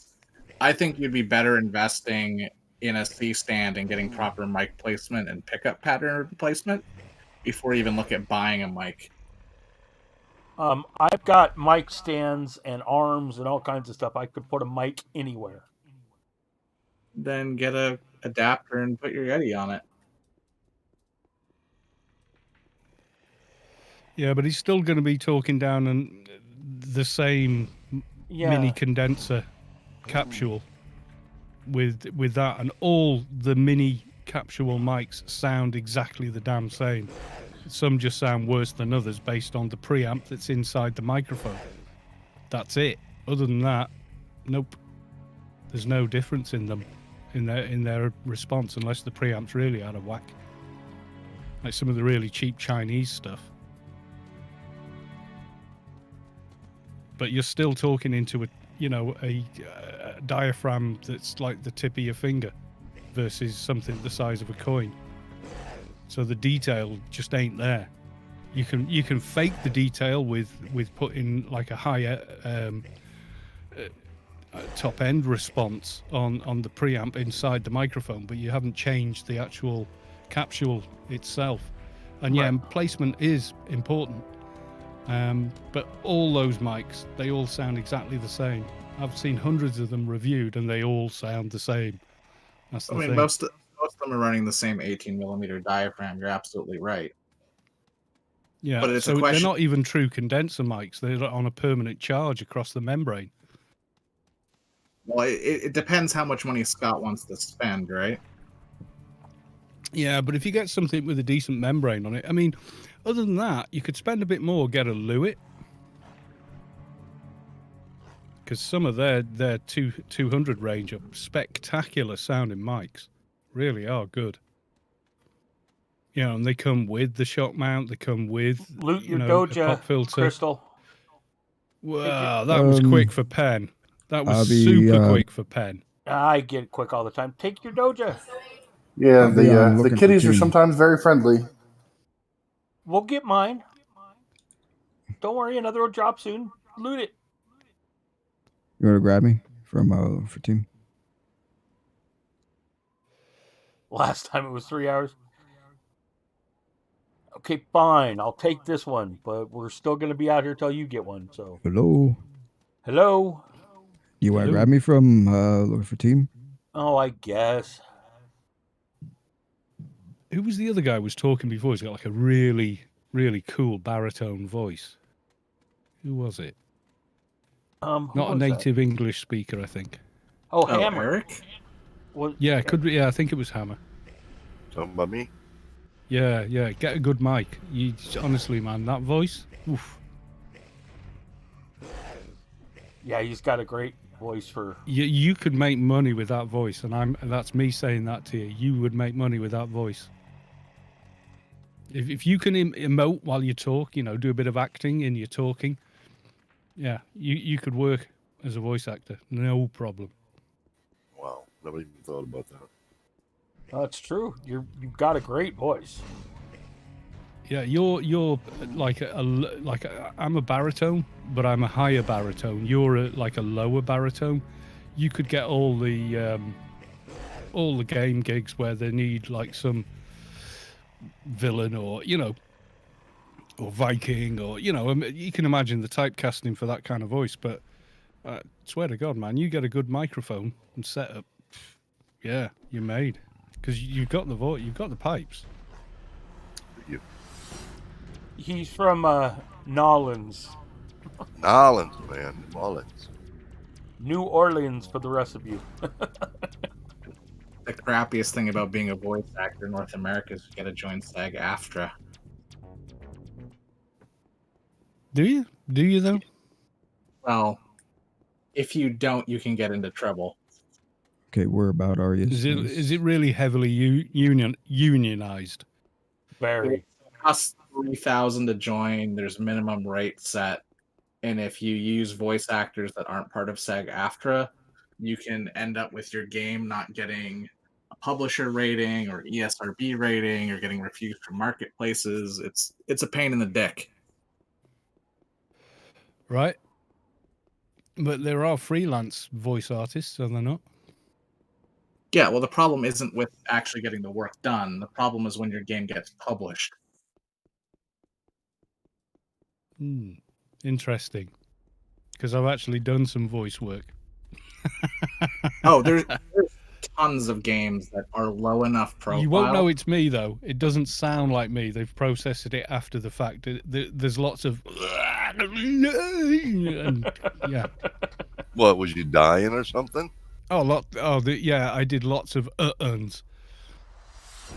And What like it maybe is, 4 actual lines of dialogue, but yeah. if your game is low profile enough that nobody notices, you're fine. If it's not, you're fucked. Yeah, I'm not credited, so Well, no, it's you the got game paid for the gig developer. and It's done. not Same you with yourself. So. it's the same with most of the guitar work I do.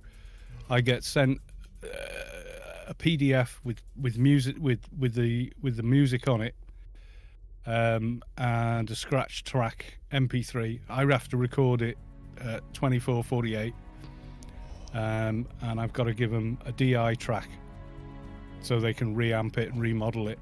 So I'm trying to And find I you get paid here. for it. There you I'm go. not in any union, and I'm in the UK. I'm in Wales in the UK. We've got our own bloody laws here as well. Do janky stuff to get past the rules, like they'll credit all of the voice acting work to one person. Yeah. Yeah,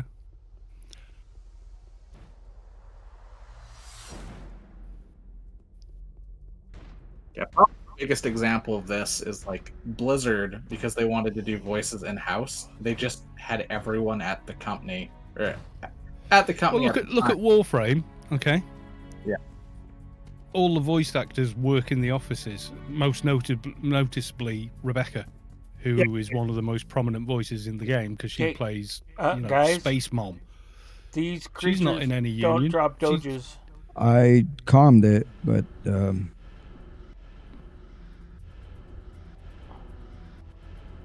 meth kept shooting it. Myth, not meth.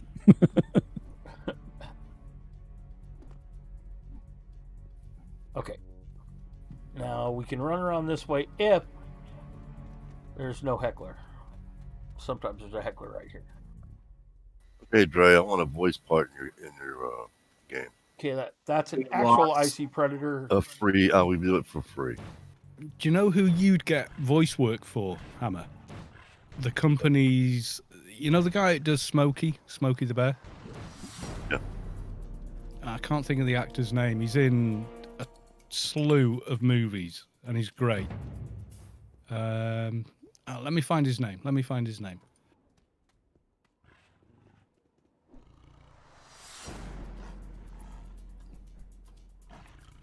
The only voice lines we have recorded right now is Spun getting kicked. Yeah, and I think Sam Elliott. Do you know who you'd get work from? Oh yeah, Sam Elliott. I like Sam Elliott. Yeah, you sound you've got a so voice. like it.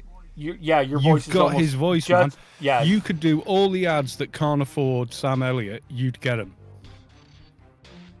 I can give you a Sam Elliott voice, but I only charge half what he does. And that's probably still a lot of money. You would make a ton of Oh, money. yeah. Well, yeah, he's a Hollywood actor, but you could double for him. It's like all the Toy Story dolls, all the Toy Story dolls that whatever was he Woody? Yeah, that's actually Tom Hanks's brother that does those voices, not Tom Hanks. But I didn't know that. Good enough. I Tom thought Tom Hanks said was, said that in an interview. Yeah. Oh, I can tell it's my brother, but pretty much nobody else can. I know when it's me because I've heard myself recorded so much. But on the dolls, I actually thought it was Tom Hanks played. I think it was Andy on the Toy Story. Well, he did play it. The kid is Andy. He's Woody. But the Woody doll, right? And like in video games where Woody appears, it's Tom Hanks's brother. And you could easily get work as a Sam Elliott sound-alike, if you know what I mean. Like this, we've got this guy. You want Sam Elliott's voice, but you've only got $400. Here's your guy. You do it, I tell you. Hank's brother only did the ADR that they did after, not the initial capture. Well, Tom Hanks says different. I'd have to go Tom with Hanks what says Tom that's Hanks said. because they got the doll on the Graham Norton show, and he says, pull a string, and it's not a string, it's a button, and he presses the button, and he goes, yeah, that's my brother. I can tell. I can always tell when it's my brother. With the toys or for the actual film? No, the toys and the other stuff outside the main. All the stuff they didn't want to actually pay Tom for. Yeah, because they're going to sell what? A lot less toys than they are movie tickets. So, So he does. Tom Hanks's brother does a hell of a lot of all the toys, little guest spots. The small, the kind of side gigs. But yeah, your voice is a ringer for Sam Elliott's voice. I didn't even think of that. I'm just saying, Oh, thank you. but it is. It's a compliment, but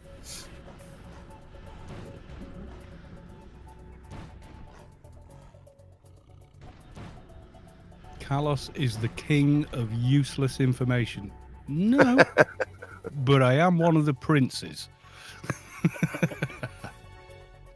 I've got an angle. For the dangle? You did what to your dongle?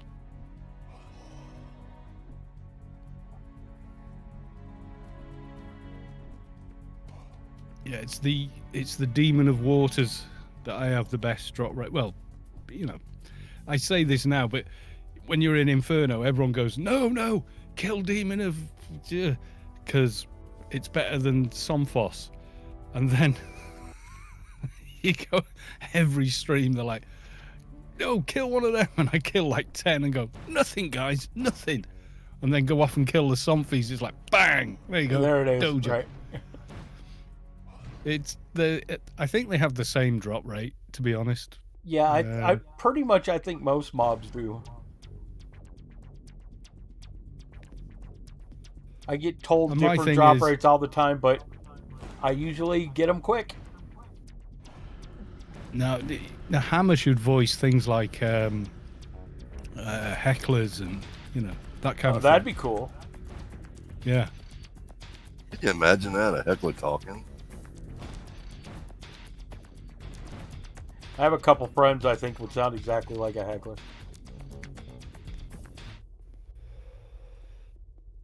Especially if they heckled Yeah, you. there you go. Conway Critty says they want Hammer to voice Leets. I can't imagine it. I'm thinking no. You're funny, Crystal. It would be no. He voices only like what's he called? Owns, or one like one of the big character leets in the game where you could or Santa leet. Right. That would be awesome. Ho ho ho, and But then do the he's whole gotta leet do it- speak thing. Yeah, it's got to be lead speak.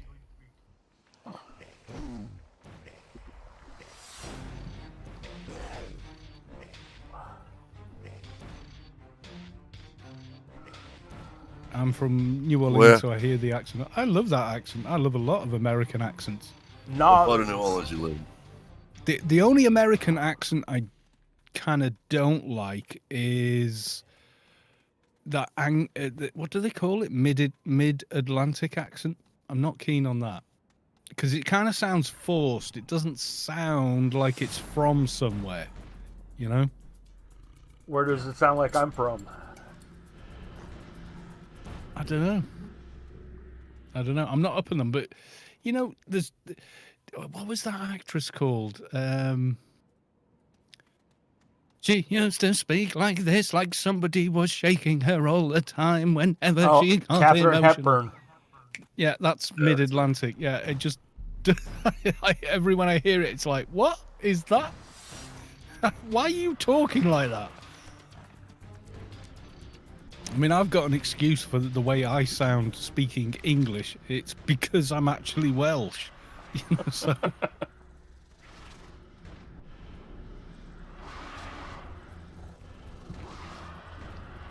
Yeah, that Mid-Atlantic thing. You can't mess it once I decided to kill it. We had a You TV live show on in the UK. Barataria? You live in Marrero?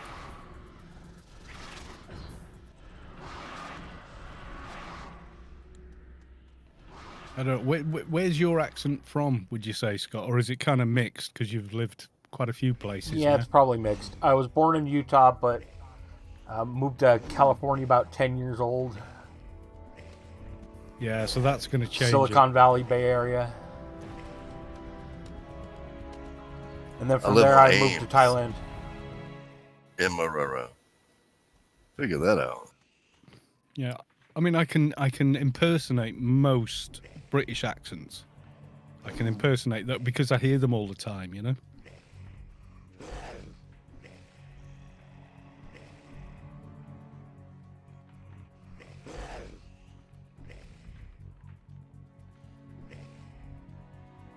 I grew up in Mororo. So what? Like Avenue A and Avenue B.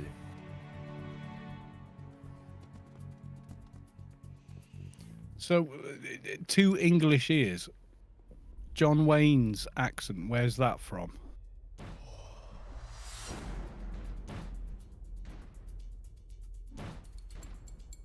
Or was he sort of a bit Hollywood? Was he not a real Well, he was accent, more a Western. Hollywood accent? Yeah, he was pretty much a Hollywood thing. Ah, okay.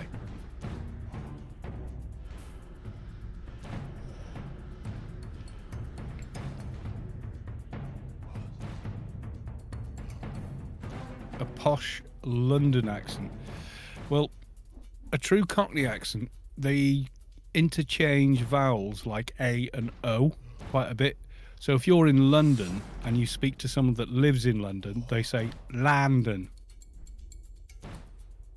But someone who is from London who is trying to sound posh, it's like they've just you have to take the roughest accent in London and just sprinkle it on the top, and then you get that. So the posh London accent is like pretending that you're not from London accent. So what they're doing is they're trying to speak in kind of what's called received pronunciation, like how the Queen and those guys speak, but at the back of it is kind of like the London sort of thing. It's quite weird when they do it, but I can spot it's like when people do impressions of like Mary, what's his face in the Mary Poppins movie is like the worst version you've ever heard. Dick of a Van Cockney Dyke. accent. Yeah, nobody in London talks like that. Never have, never will. No combination of drugs and drink is going to make them sound like that guy. That's bad. But posh London, I thought that was it the sounds stuck like in the chimney too long received accent. Yeah, it sounds like received pronunciation, but just with a little bit. It's just a little bit of London sprinkled on it. So some of it's exactly like the posh English, but with just a couple of O's and A's getting swapped around here and there. What do the Scots say? No idea. You can't understand them.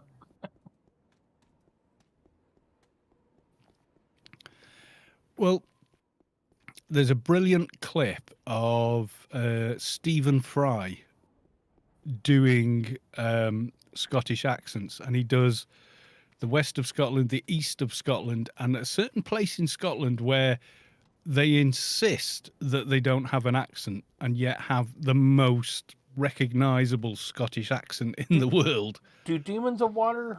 I don't think so. Wait. Like, you guys have seen like the Harry Potter movie, and one of the teachers turns into a cat. Like, she's actually a Middle English actress who speaks with quite a posh received English pronunciation like that, and her Scottish accent is this particular accent.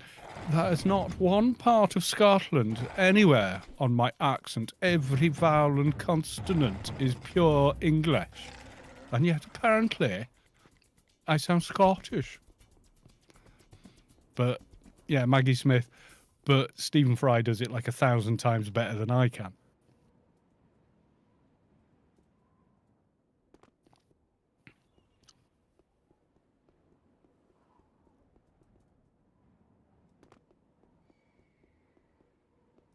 Yeah, Hey, English, Other Dark.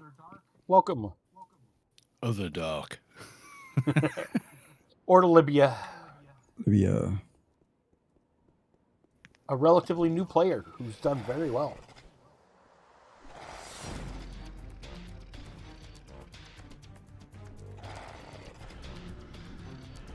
You're now 211? Right on. You just Wow. rocked it. Jeez. Doing well. When did they roll the tune? When did you make that character? Hasn't even been a Dark. month, has it? Dark, do a /born on your character for us. Type /born into vicinity. Yeah, / and then born, no spaces. And then copy and paste it for us to see. Whoa! You've been gunning it, my friend. You've been gunning it. That's And what I they're, said. and they're a new player. Labia was born. Sorry, Scott. That's all right. This I think week's that's what he edition was was going sponsored. for. This week's edition was sponsored by Disney.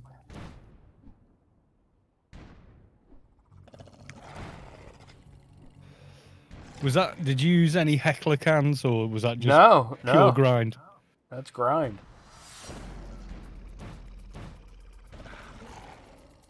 Good man. Old school. None of this nano can nonsense.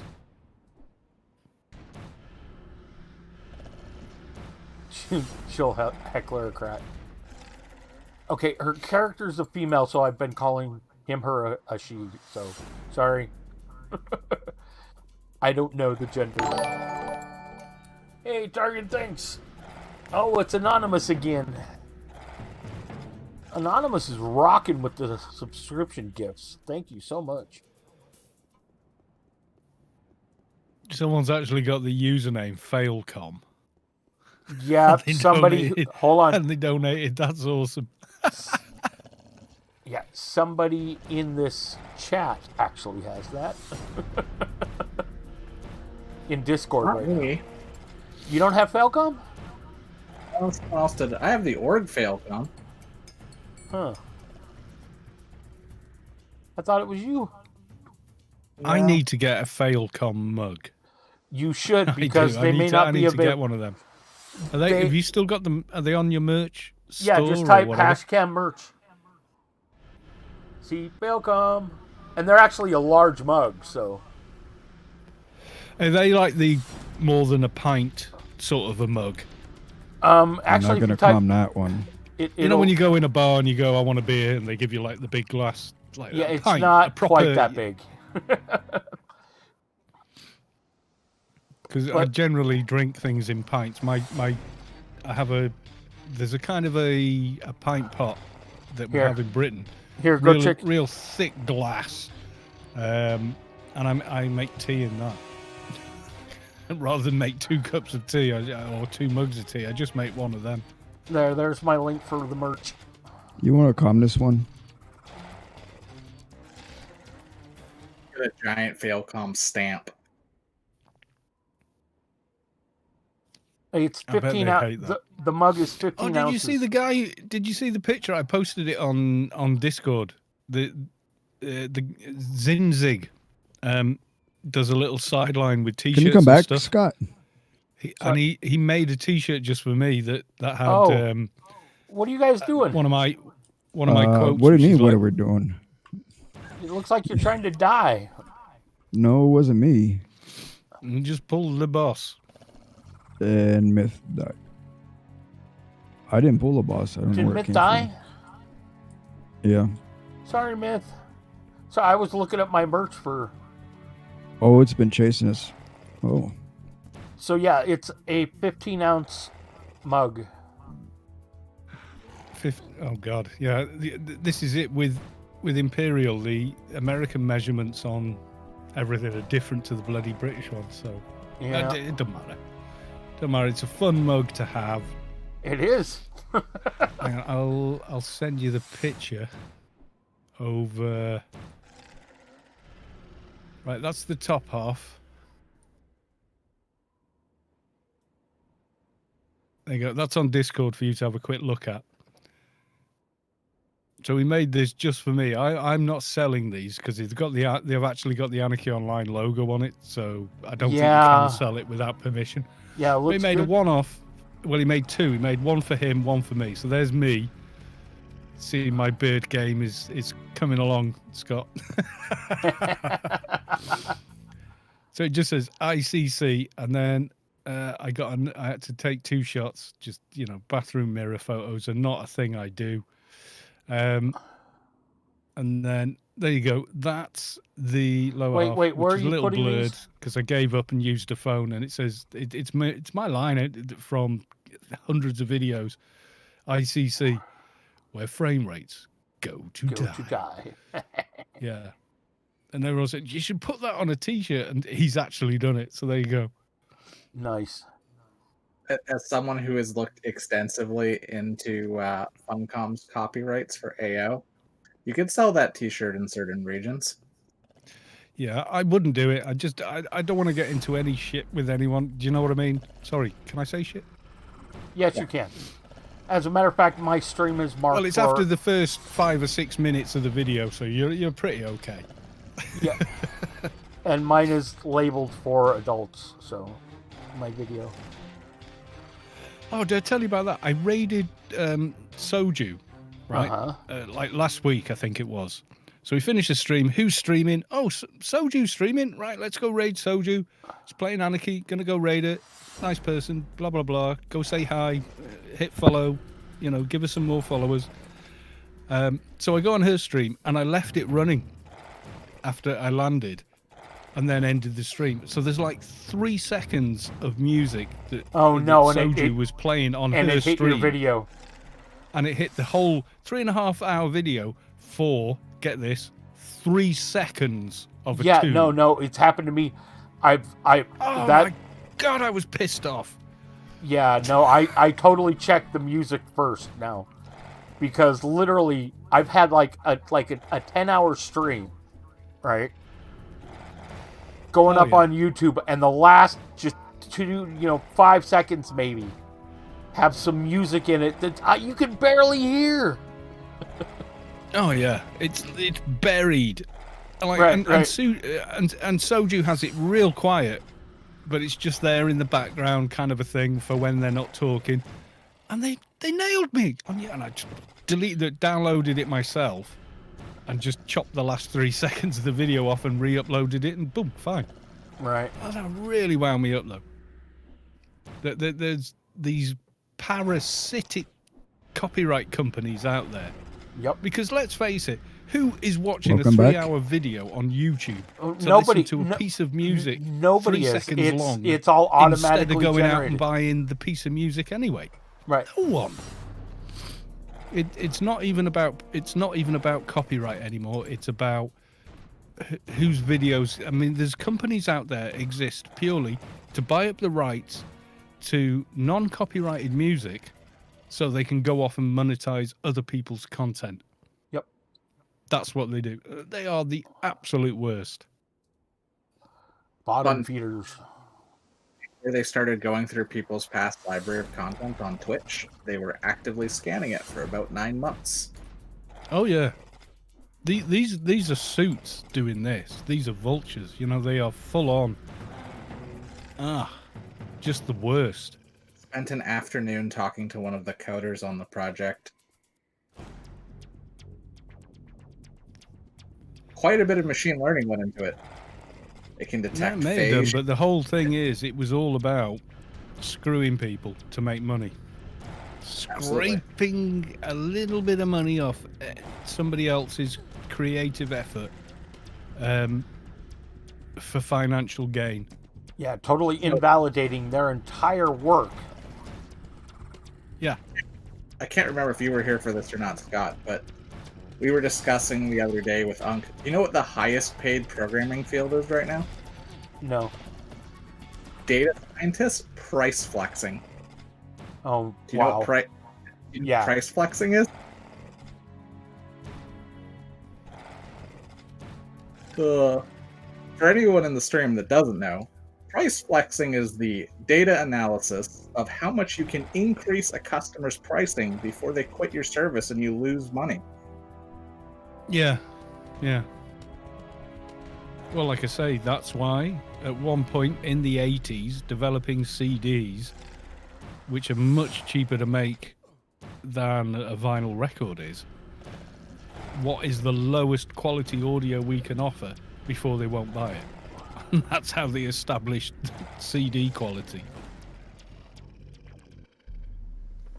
So if you buy a microphone and its maximum bit rate is 16-bit 44 100 hertz, guess what? It was made to a budget. Because that's a real cheap analog to digital converter they've used there. There's a billion of them been made since the 80s, and they're just repurposing them. I mean, technically true, but there's a little bit more that went into that as far as the CD length limit and a bunch of designs for the actual laser that went into the CD as far as information limit and going from 64-minute to 70 to 80-minute CDs as the technology. I mean, the whole thing is a Cold War. It's like we had HD DVD versus Blu-ray. A lot of the people on the stream are going to go, what? There was another option to Blu-ray? Yes, there was another option to Blu-ray. Xbox That's had... a superior option, too. Yeah, it was better than Blu-ray, okay, in bitrate and picture quality and perceived quality, because how fast movement looked on HD DVD was much better than yeah, the VC1 codec. H.264 codec can use. Well, no, so Blu-ray didn't even have H.264 at that point. Blu-ray was... I think you're right, yeah, because what were they, 4.7 gig? And then they kind of... Sony wanted to sell Blu-ray players, so they put one in their next console. Oh, that isn't the end of it. That is not the end of it. I was working in that industry when that was going on. Sony straight up paid studios incentives to publish exclusively on Blu-ray. They did not want a repeat of Betamax. And here's the thing, Betamax was better than VHS. And they lost the war there because VHS did exactly what Sony did the second time round. And Sony had learned the lesson. Because we had a Sony Betamax, I think it was called a C3. John Cleese did the advert for it. If you put Sony advert John Cleese, you'll find it. And it does fast forward, back, audio dub, all this other stuff. And it was a better VCR. But when you went to the video store, you got like the crappiest B movies on the planet versus the latest blockbusters on VHS. Well, so Sony kind of hurt themselves when it came to Betamax. One, they didn't allow porn on the platform, which is a driving thing. Two, they weren't into it, at least at first, for video rentals, which is the other thing that hurt them. Oh, it's two-edged. Yeah, there was more than one cutting edge to the problem, but essentially they learned from that. So when it came around again, they went, well, okay, let's go Blu-ray, and then Blu-ray found a better way for digitization, which meant it could be streamed. So when you watch that Blu-ray, it's just a really high bit rate. It's like watching a 4K video on YouTube almost. What's that? 40 megabytes a second. That's why I put all my videos at a certain point. I went, that's it, I'm doing 1440p. Because if you do a 1080p 60 video on YouTube, YouTube will encode that and stream it out at, I think it's maximum 12 megabyte. But a 1440p video, they will put the same video out, but they'll put it out at 24. And that's a huge difference in video quality when you're actually watching it. Well, they control the CBR, and they also control, or I guess it's CBR or VBR, depending on it's VBR. Yeah, it's VBR. I think there's certain things they use CBR for if it's a non-standard ratio. There's but if you look at the, I think I've still got a link of some of the stuff they do. So they use an MP4 container, AACLC thing, but they've switched over to Opus 251. Yeah. So, which is better than MP3, in fairness. So if you want to listen to music, you'll actually hear it a better quality product on YouTube than you will from iTunes, of all things. But yeah, the bit rates. So if you do a regular 1080 video, it'll be 8 megabytes a second if it's at like 30 frames a second. If it's at 48, 50, 60, it's 12. If you do 2K or 1440p video at that 16:9 ratio, At 30, you get 16, and then at 60, you get 24. And for a game like Anarchy Online or Skyrim and that kind of thing, that's a huge difference. And then if you do 4K 60, you get, oh, here it is, yeah, 53 to 68 megabyte a second.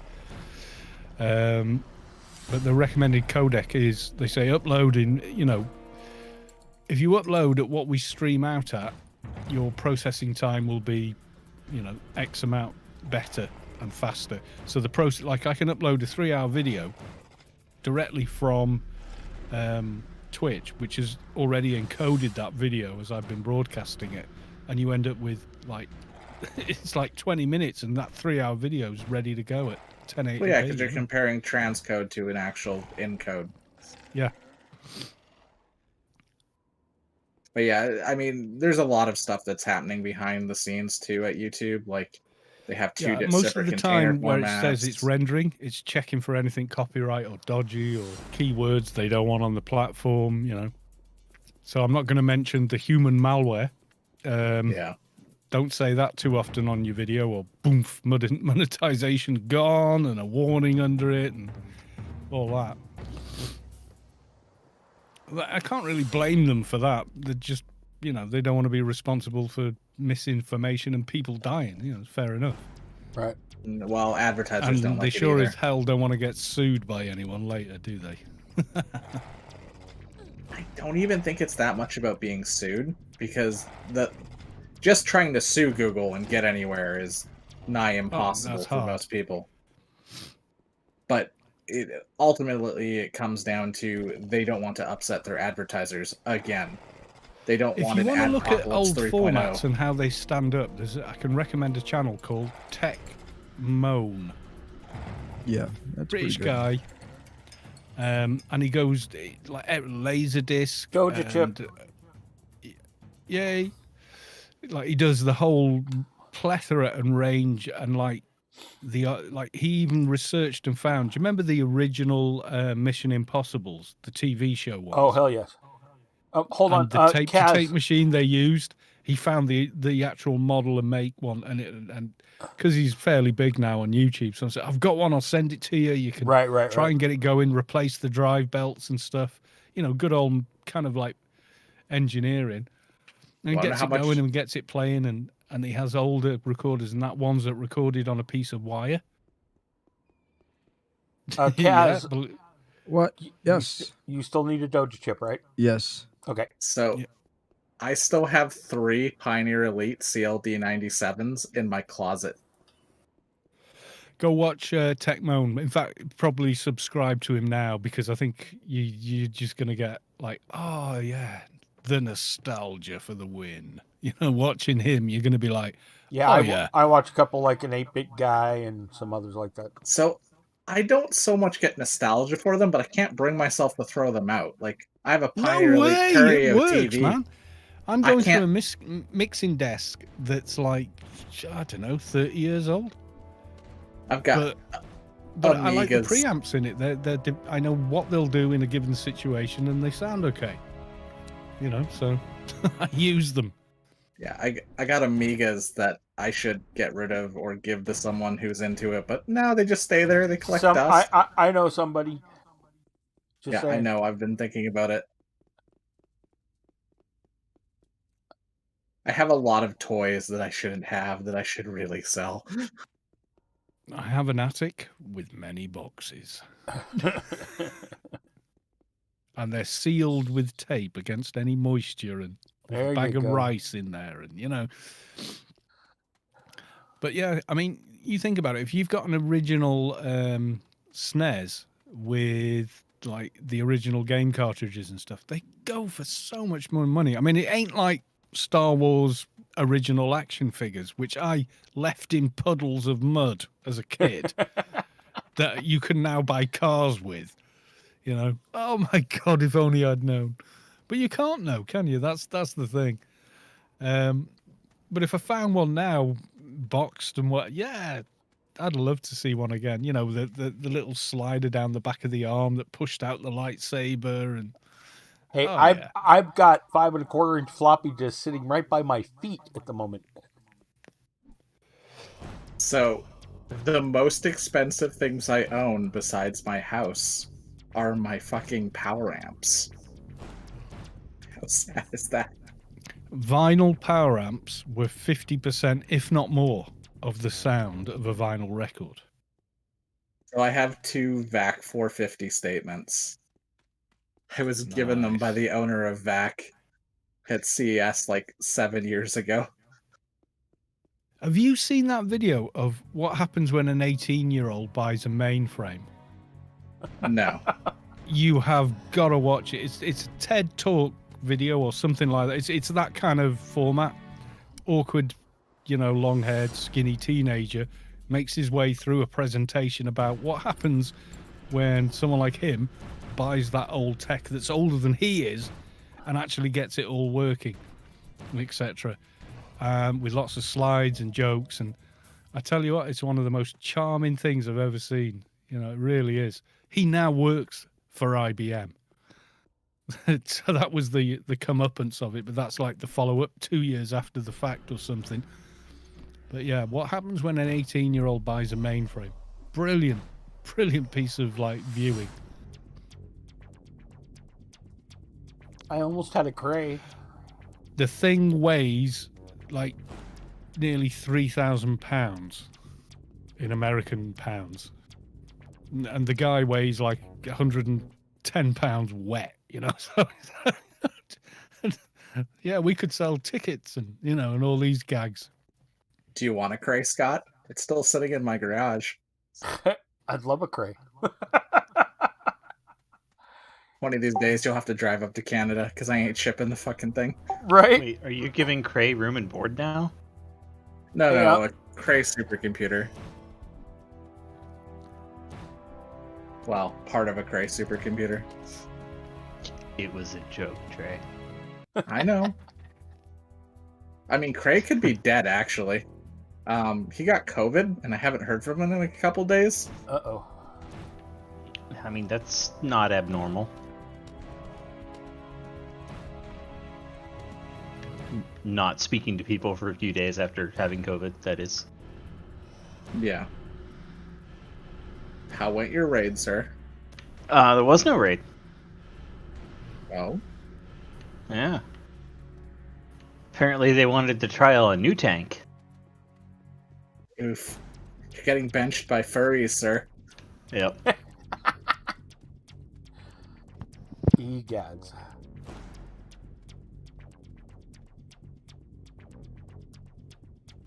You should, put forth some Christmas presents for Scott's stream. Oh dear.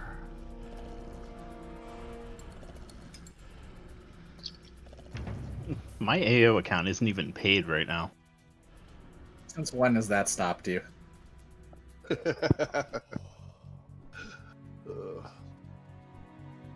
Scott needs more Uncanir backpacks. Uncanny backpacks. You hear what Dre's giving away on New Year's Eve, right? Just 500 billion credits. He's gonna yell at me now for ruining the economy. Thanks, Scott. Doesn't play AO. I'm just gonna start saying thanks, Dre, instead of thanks, Trey. I mean, it's almost the same thing.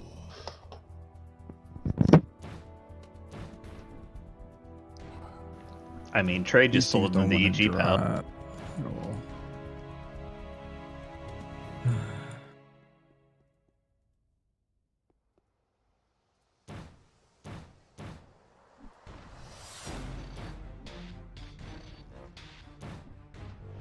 I mean, the worst I've done recently is 500 million credits. transplant Frubes to Shadowlands. It's not that bad. We have a boss again. Yeah, alright, I'll kill the boss. Just mez the ads.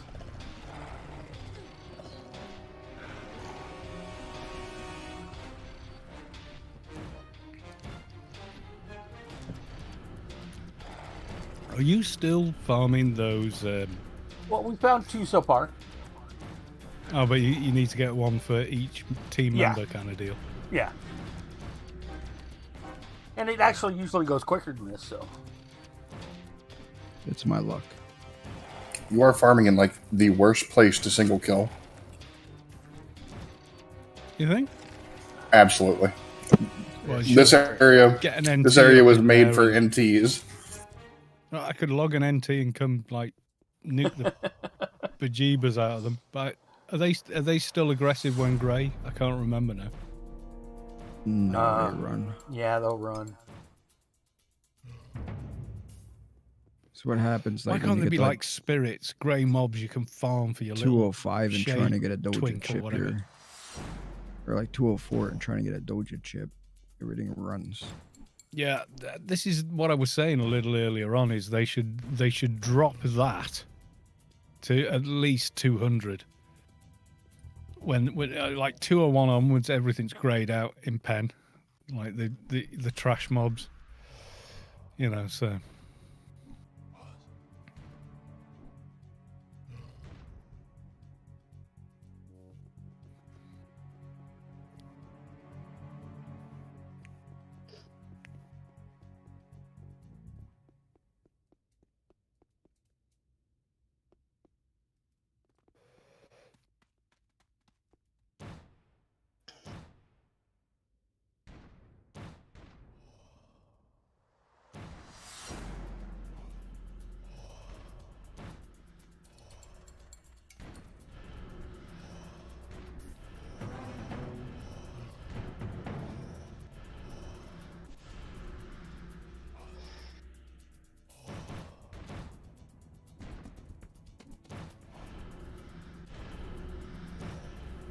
Like Kite Hill's full tonight.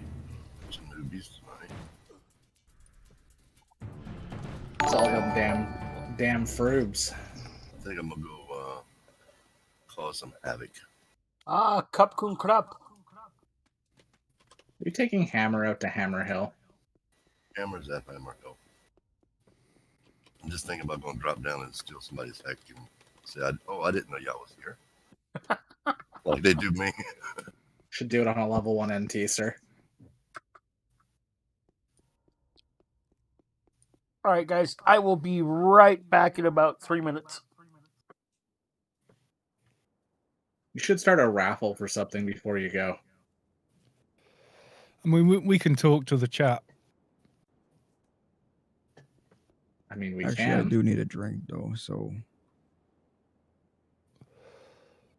Are I guess as good floppies as time as magnetic? any. The data is stored magnetically, yes.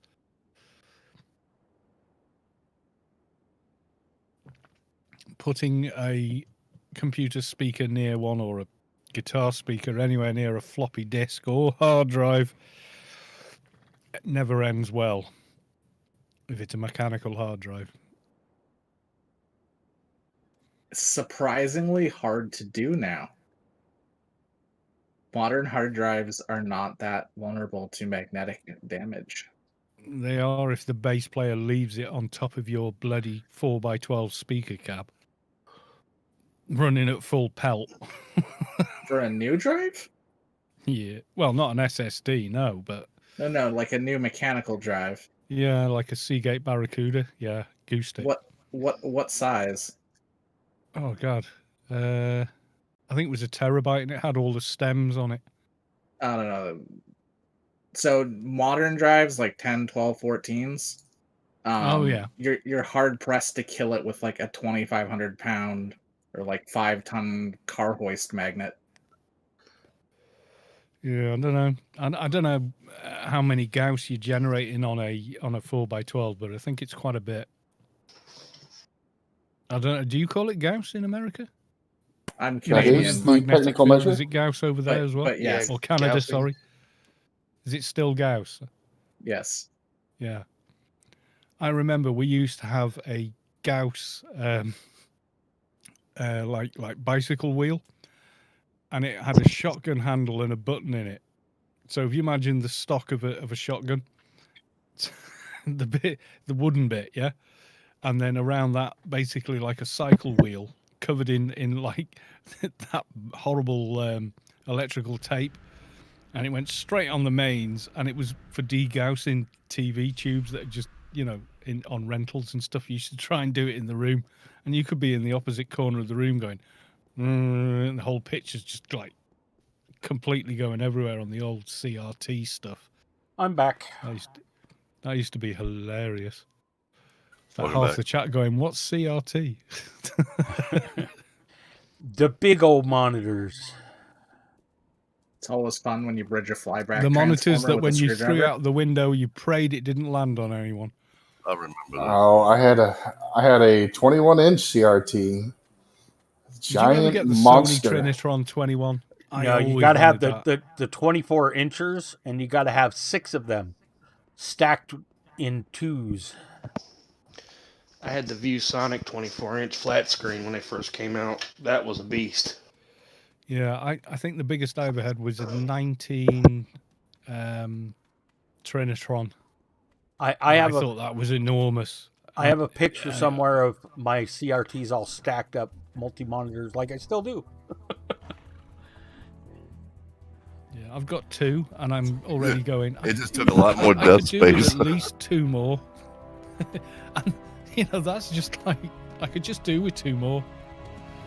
I could do with like a landscape one just for chat, and I could do with another one just to monitor this, and yeah. So the largest CRT that was ever made, at least that I'm aware of, Mitsubishi made a 61-inch CRT. Weighed about 700 pounds. Was it? Yeah, but there was like you could get really large CRT TVs, which were like for clubs and bars and things like that. But monitors, yeah, I don't know, because they were much higher resolution. What were you on? It was like 480, not even 480 on a CRT TV in the UK. We were on PAL over here on that system. Yep. Instead of never the same color twice. I mean NTSC. I mean PAL had different modes. Actually, I think the American system was better than PAL. It was better than PAL-I, but it was just like a bit of an in-joke. Right. Well, PAL went up to 720 by 576, if memory serves me right. But I can't remember what the original PAL standard was. NTSC JP, though, was by far the best standard at the time. Yeah, I know the American had their TVs definitely had a much better system. We used to joke about it, but nah, it was better and we knew it. But then it all went digital, and then the thing that really changed it was Sony turning around. Was it like 2004, 2006, and saying we're shutting down CRT production, and then we all had to get used to 60 frames a second in games and stuff. So it was hard. It was hard getting used to 60 FPS on a TFT with terrible color and contrast. And honestly, what pushed it was NEC started robbing sales from Sony in medical displays and movie production, and Sony didn't like that, so Sony started mass producing LCDs, and Panasonic and Hitachi and Toshiba all jumped on the bandwagon. Well, I'll tell you how far it's come though. I was with my father-in-law the other day. He wanted a new PC, so he said, "Please come and help." Yeah, I'll come with. And we got real lucky. We got a guy who was part-time in because of the whole human malware situation in the local electrical place. Who he's one of the chosen few. He got a 3080 Founders Edition and blah blah. He CAD designer, thing like that, and he said, "Well, no one needs cafes designing and stuff at the moment because they're all bloody closed." And he was just like, I'm just taking a blue-collar wage job here. Why not? And I managed to snag him, and then he went, "Are you on YouTube?" And I've got a face mask on, mind you. And I went, "Yeah." And he goes, "Anarchy Online?" And I went, "Yeah." And he goes, "I've watched loads of your videos." I said, "How do you know it's me?" It's the voice. I went, "Okay." But got him one. While we're there, their current TV I bought for them in like 2012. So whatever generation of LCD TVs you had then, a 42-inch 1080p TV. Right. and it is showing its age. You can kind of see where the lamps have burnt through a little bit on the left-hand side, or it might just be the power stage that's cooking the screen a little. It's gone brown anyway. Hey, Sony. And while we were buying this PC for him and everything else, he went and looked at a brand new like 8K QLED or whatever, and he went, "Holy crap!" I said, "You want a TV now, don't you?" And he's like, "Yeah." He couldn't believe the difference. He really couldn't. I was stood there looking. I went, "Yeah, you know what? I can't see pixels anymore. Not a chance. And definitely not in a living room environment." Hey, Kaz, where are you? On my way. This is a slight segue. I had to but get a drink. anyone thinking buying a TV should still avoid OLED. I don't know if it was OLED. I think it was QLED, he said. Because when they first started with it, we had plasma screens and LED screens, didn't we, with TVs? Yep. And plasma had a faster response at the time, but Yeah, the it was a lifespan 600 was hertz. way shorter. They burned out fast. Well, it's not that they burn out. I have plasmas that are still going after 20 years. It's that the endurance of the glass itself is a problem. Yeah, well, yeah, I mean, but you get what I'm saying, though, don't you? Yeah, well, I mean, you can use Orbiter and a few things to correct or try to correct the issue. But yeah, the plasmas had 600 hertz subfield drives versus most LCDs, especially early LCDs, had like internal refreshes of 30 or 60. Also, they had horrible pull-down conversion, but that's another issue. Well, yeah.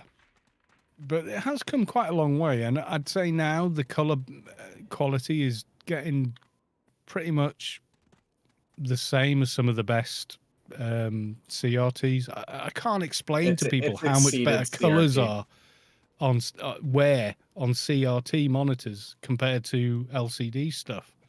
Yeah, I'm like, no, you don't understand how much better this was until you've got them next to each other, you know, and you're looking at them with your own eyes. Yeah, I've seen videos trying to show it, and you just can't. You just can't show it that way. You've Yeah, got to be there looking at it, you know? OLED HDR has definitely exceeded the peak of CRT technology. There is still I some think so CRTs now, that yeah. are... So there's FFDs, or FEDs, field effect displays, which are technically the evolution of CRTs, but they don't get used in consumer applications. Those are next level, but they're also like 40 grand last I checked. But as far as consumer sets go, LTT stuff, yeah. I don't even think they featured any of that stuff on their channel. That's like medical imaging, radiology, stuff like that those get used in. Oh, right, okay. Doesn't but it's the definitely Frozen not Raptors consumer level stuff. drop it too? Yeah, but those are not normal Frozen Raptors.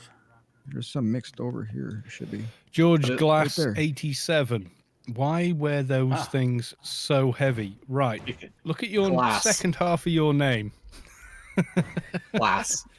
Glass, yeah. And a huge transformer.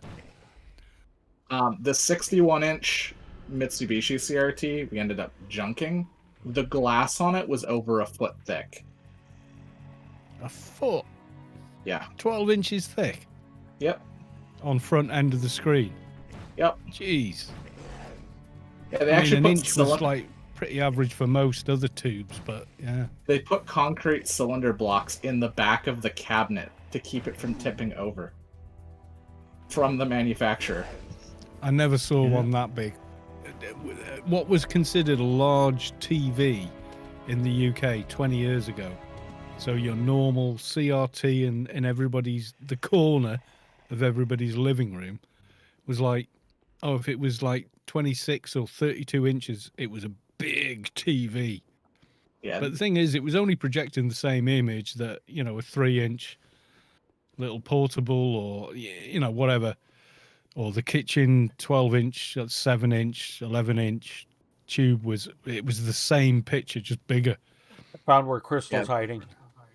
Yeah, the biggest most CRTs ever got was like the Sony Wegas had like a 32 and a 36. They might have had a 40, and then like the Panasonic Taos, I think they did a 40.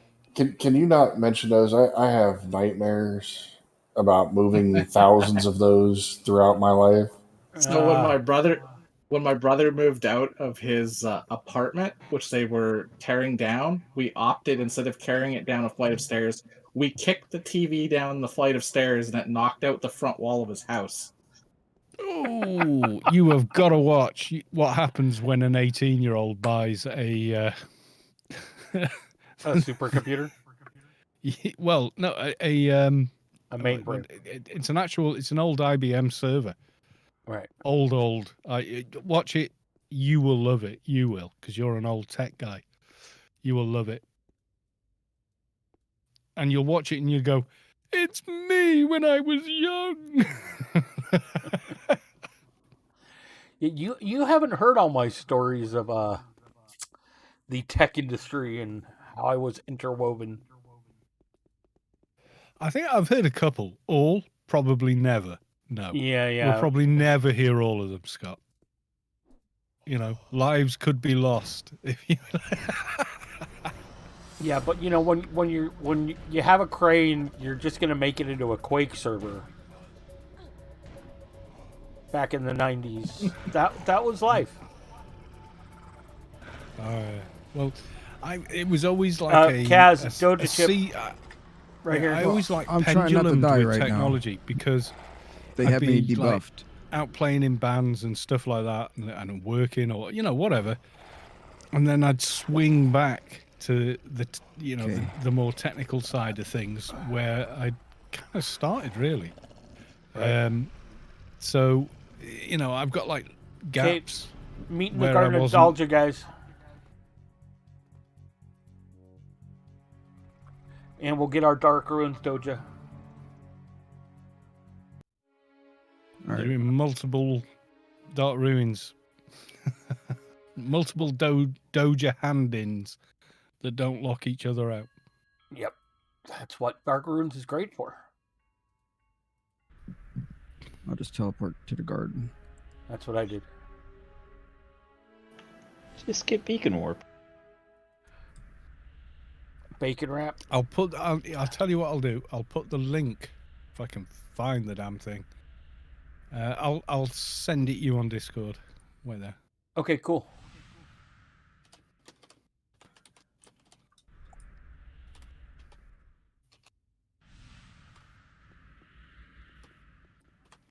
Oh.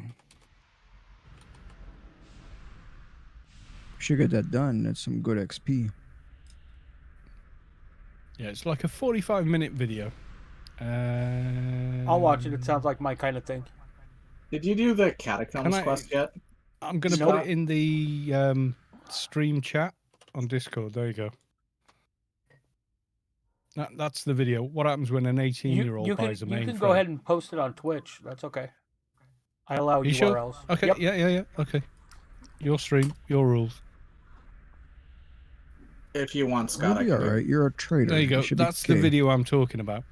But yeah, if you're interested in old technology, and it's just brilliant for me to see a 18-year-old, as he was whenever he made this,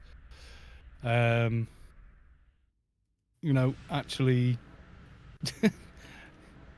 just someone young appreciating the technology and its limits and right. Yeah. It's going to be a walk down memory lane for Scott, but watching like son of Scott discovering this technology and dealing with it. And I say that because I think me and Scott are basically the same age, so it's not. Yeah, I'm 55 for those who care. I thought you were 27. You've been lying all this time, Scott? I am 27 and a half again. Yeah, I'm times 2, right? Yeah, I'm 52 in January. So a little bit behind Scott, but we're the same generation. We're Gen Xers. Yeah, we are. Stop calling us boomers. We're not I'm boomers. Gen X. Okay, Our parents boomer. were boomers. We're Gen X. Yep, our parents were boomers. I'm Gen X seniors. Okay, boomer. No, Hammer, you are Sam Elliott. That's who you are. I'm in the dark rooms. I'm on my way. You want to go on that? Just randomly join Discord chats and just go on and go, hi, it's Sam. and just see if they figure it out. Because I would do that if I sounded like you. just jump in a random Discord and mess with them. Already do that. Just go use Change my name to Sam. Yeah, change your name to Sam Sam. Sam E. Yeah, Sam just E. Sam capital E, and Yep. just go in and go. Yeah, I'm just like write down a bunch of like producers, writers, and Hollywood names that are like behind the scenes, and go. We're supposed to be having a talk about an upcoming animation Project. movie. Just say Yeah, project. project. Yeah, get in on whatever terminology they would use, and then like, just am I in the wrong one? I'm not really up on computers, guys, and you're gonna. Oh man, I had so much fun with that. Well, thank you, Train. Trained. Scott, invite my MT off of LFT. I'm going to do the Catacombs quest for you. Oh, okay. Cool. So when we turn in our Doja chips, we can grab the Catacombs.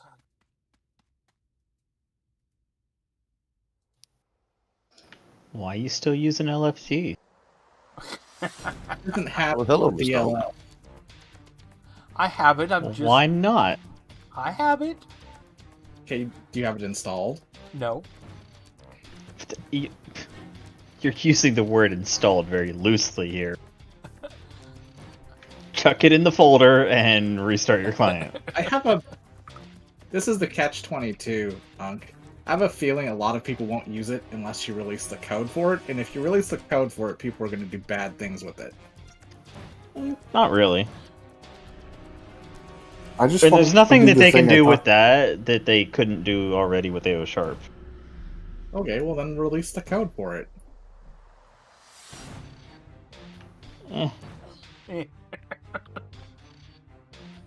He says no. I mean, it's his baby. The code it's a mess. That's why you don't want to release it. Yeah, basically. I slapped that shit together and made it fucking work. It ain't fucking pretty. So we talking Z level, we talking... No. I mean, I'm aware of basic programming concepts.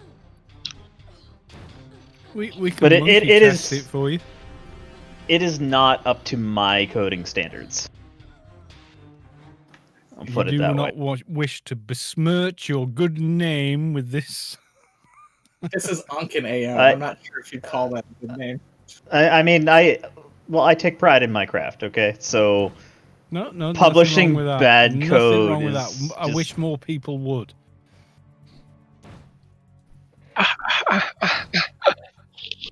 Crying inside. I was wondering if that would wake Zoop up. Oh, I've been it. Yeah, but I mean, Zoop is not a professional programmer, though, whereas I am a professional software engineer. Yeah, well, you should take damn pride in your work. You know, it's your job. But yeah, there's a lot of people that are, Zappa. What was the song? Flakes. Scott will know what I'm talking about. That's what I. Hold on. Say this again now. Excuse One me? Doja chip. I already got mine. Oh, you already got yours? Mhm. So where's Myth? One's all you need. Hasn't done. This is solo Dark yet. Ruins. You don't even have to kill anything. You just walk in and it spawns a doja in your inventory. Pretty much. Oh, so she has not done the solo instance. Okay. Well, let's go to...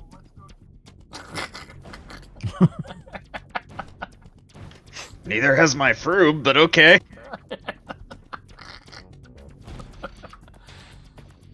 Alright. We should write turn a these in, and Kaz, grab the... and Myth, you should too grab the Catacomb mission.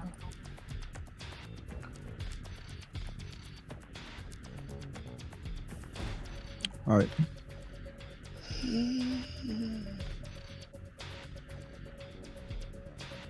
Hear what I said, Unk? No. I think we should write that patch for ClickSaver that eliminates the need for a mission terminal. Oh, totally. Oh, there was Thought y'all did that already. Just while I think of it, and we're thinking about coding, there was it was on your stream as well. Somebody showed me, hey, look, the Quint ray tracing It's me. software that he'd written into Reshade. And the problem he was having was because he didn't quite know why at the time, but effectively, as you're running around, it switches on and off. Is something to do with the DLL stopping you from using a reshade in a game that's live on a network to stop people kind of cheating in, online games. Typically, like I don't know, like an FPS type shooter game, Counter-Strike or whatever. Chap called Starkness on the Anarchy server looked at it, and I don't know how big a code he looked, and he went, "Oh yeah, I'll just edit that." And then gave me the DLL back, so you can pretty much just run ray tracing full time on it in AO. Nice. Yeah, it's still janky as hell because it's AO, but it does work. Specifically, when I was showing that off, Marty's ray tracing shader barely worked. That was. Is it the very same one I've got? Quint. It's released as. I mean, Quint might have cloned it, but the original version that it's based off is Marty's RTGI shader. See, Crystal, you talk to this person here. Yeah, there's one. It's Quint, but he wants you to pay him on Patreon. I'm here for an elite assignment. That's Marty's. Catacomb. Is it okay? Well, when you download Quint shaders, it's one of those. So maybe he's Marty, but. So Marty is the guy who wrote the shader. Quint is the guy. Freelancer's quest is show. done finally. It's the show Catacomb, so I'm gonna have to run.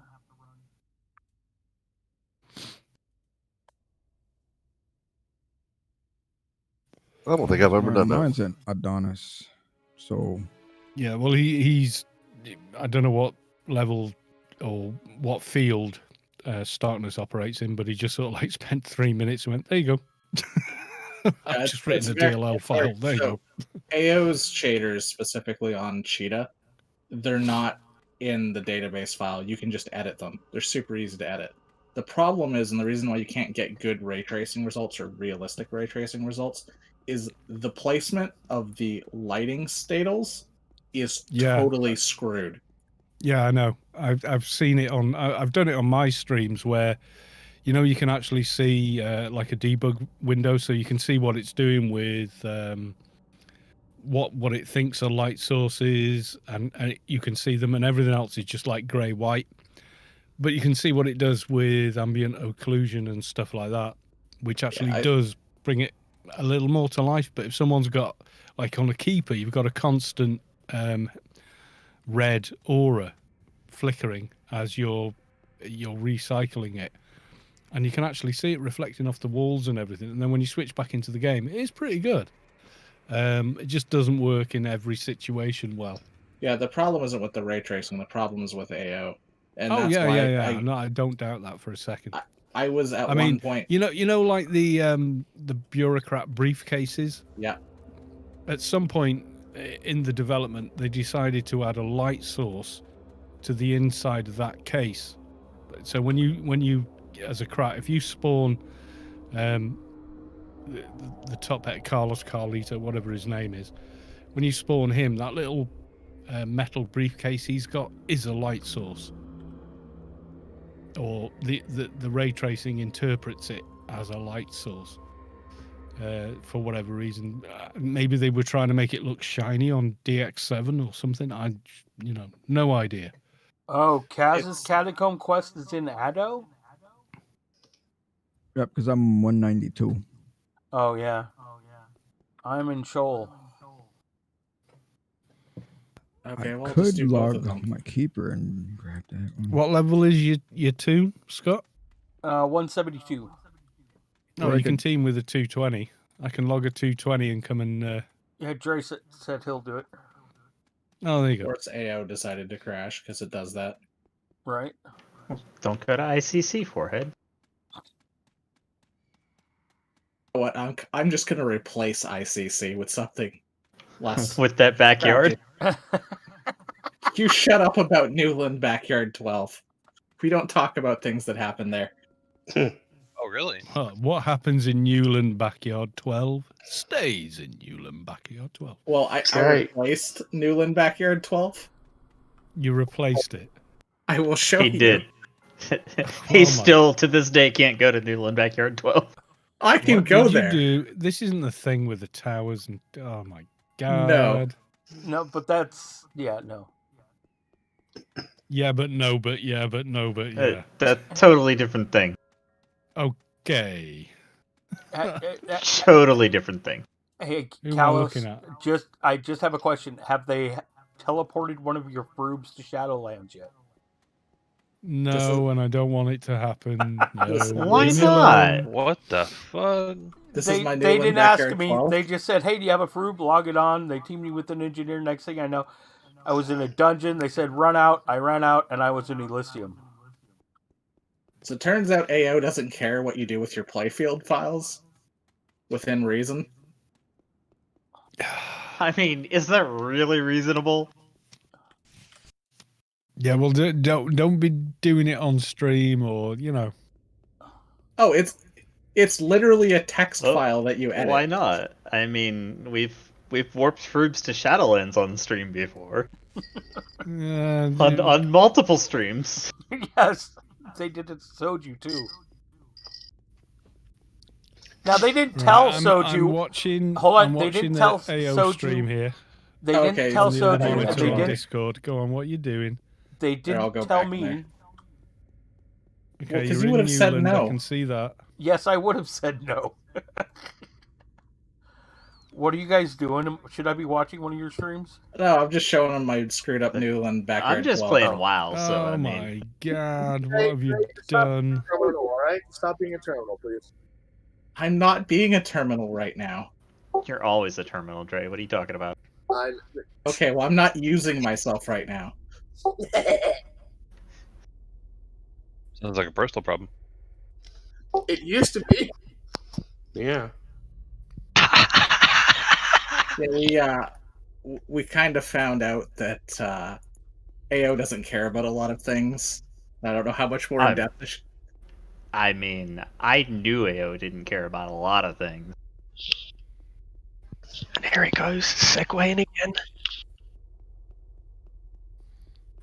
There are many, many things that AO just doesn't care about. Also, I still want them to fix Shadowland missions. Clearly they're there. Right? Actually, guys, you should go into the catacombs because Dre said he'll do them for you. I'm headed there right now. Yeah, what it is, and without saying how to do it, turns out they hard code when you roll a mission location to specific points, and if you do it from points they don't intend you to, then occasionally gives you missions in the Wreck and Shadowlands. But there are missions. The catacombs in Adonis. Yeah, I'll meet you there. I gotta do Shoal first. I'm in Shoal. Well, I can see you run into Sheol on the stream. Yeah. Excuse me. So, literally all we did when we did that, Scott, was we rolled a mission that was in the Shadowlands and then warped you to it. Yep. We were able to warp you to it. Yeah, because it's an RK mission in the Shadowlands. It's an RK mission, so it's technically on RK while you're in the mission. Right, and then when you exit it, because it's in Shadowlands... Yeah, you just exit wherever the entrance was. So you could take a frube to Kite Hill. Yep.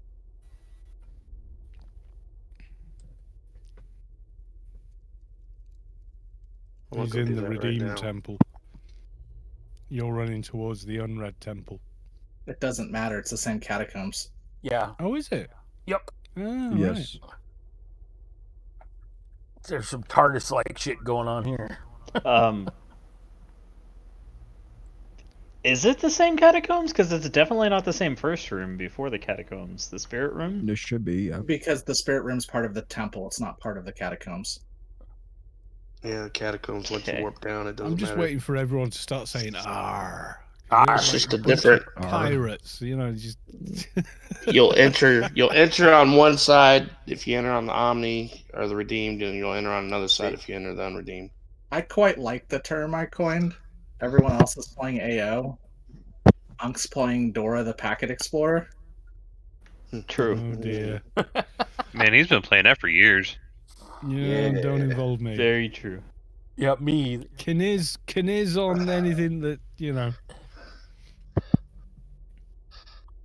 I mean, if you don't want to be involved, then tell your client to stop telling me every time you open a backpack. Sir, I survived PF 110. I don't want to hear it. True. That was a hell of a night. Goddamn PF 110, man. It's a fucking trap, I tell you. I remember that night well. That joke is Anarchy deep inside. Online was made before people knew how to make an online game, really. That's the thing with it, isn't it? You know? The problem is they never It's fixed 20 years old, yeah. Like, they never fucking fixed it. WoW came out like the next fucking year, and it doesn't have these issues. 2004. Alright, it came out 3 years later and doesn't have these issues. And it's Yeah, it's I not think- exactly the same game as it was 15 years ago. Well, the No, problem I is know, I Funcom know. fired all the engineers that knew what they were doing. And then they hired Mitchie. Poor Henry. And now they still don't have engineers that know what they're doing.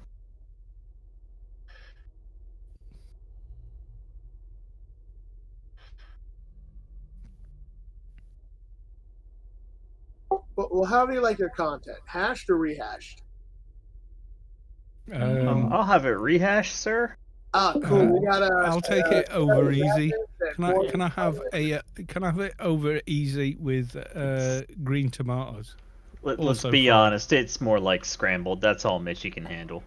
Yeah. Oh, yeah. A soggy scramble, not even a good one.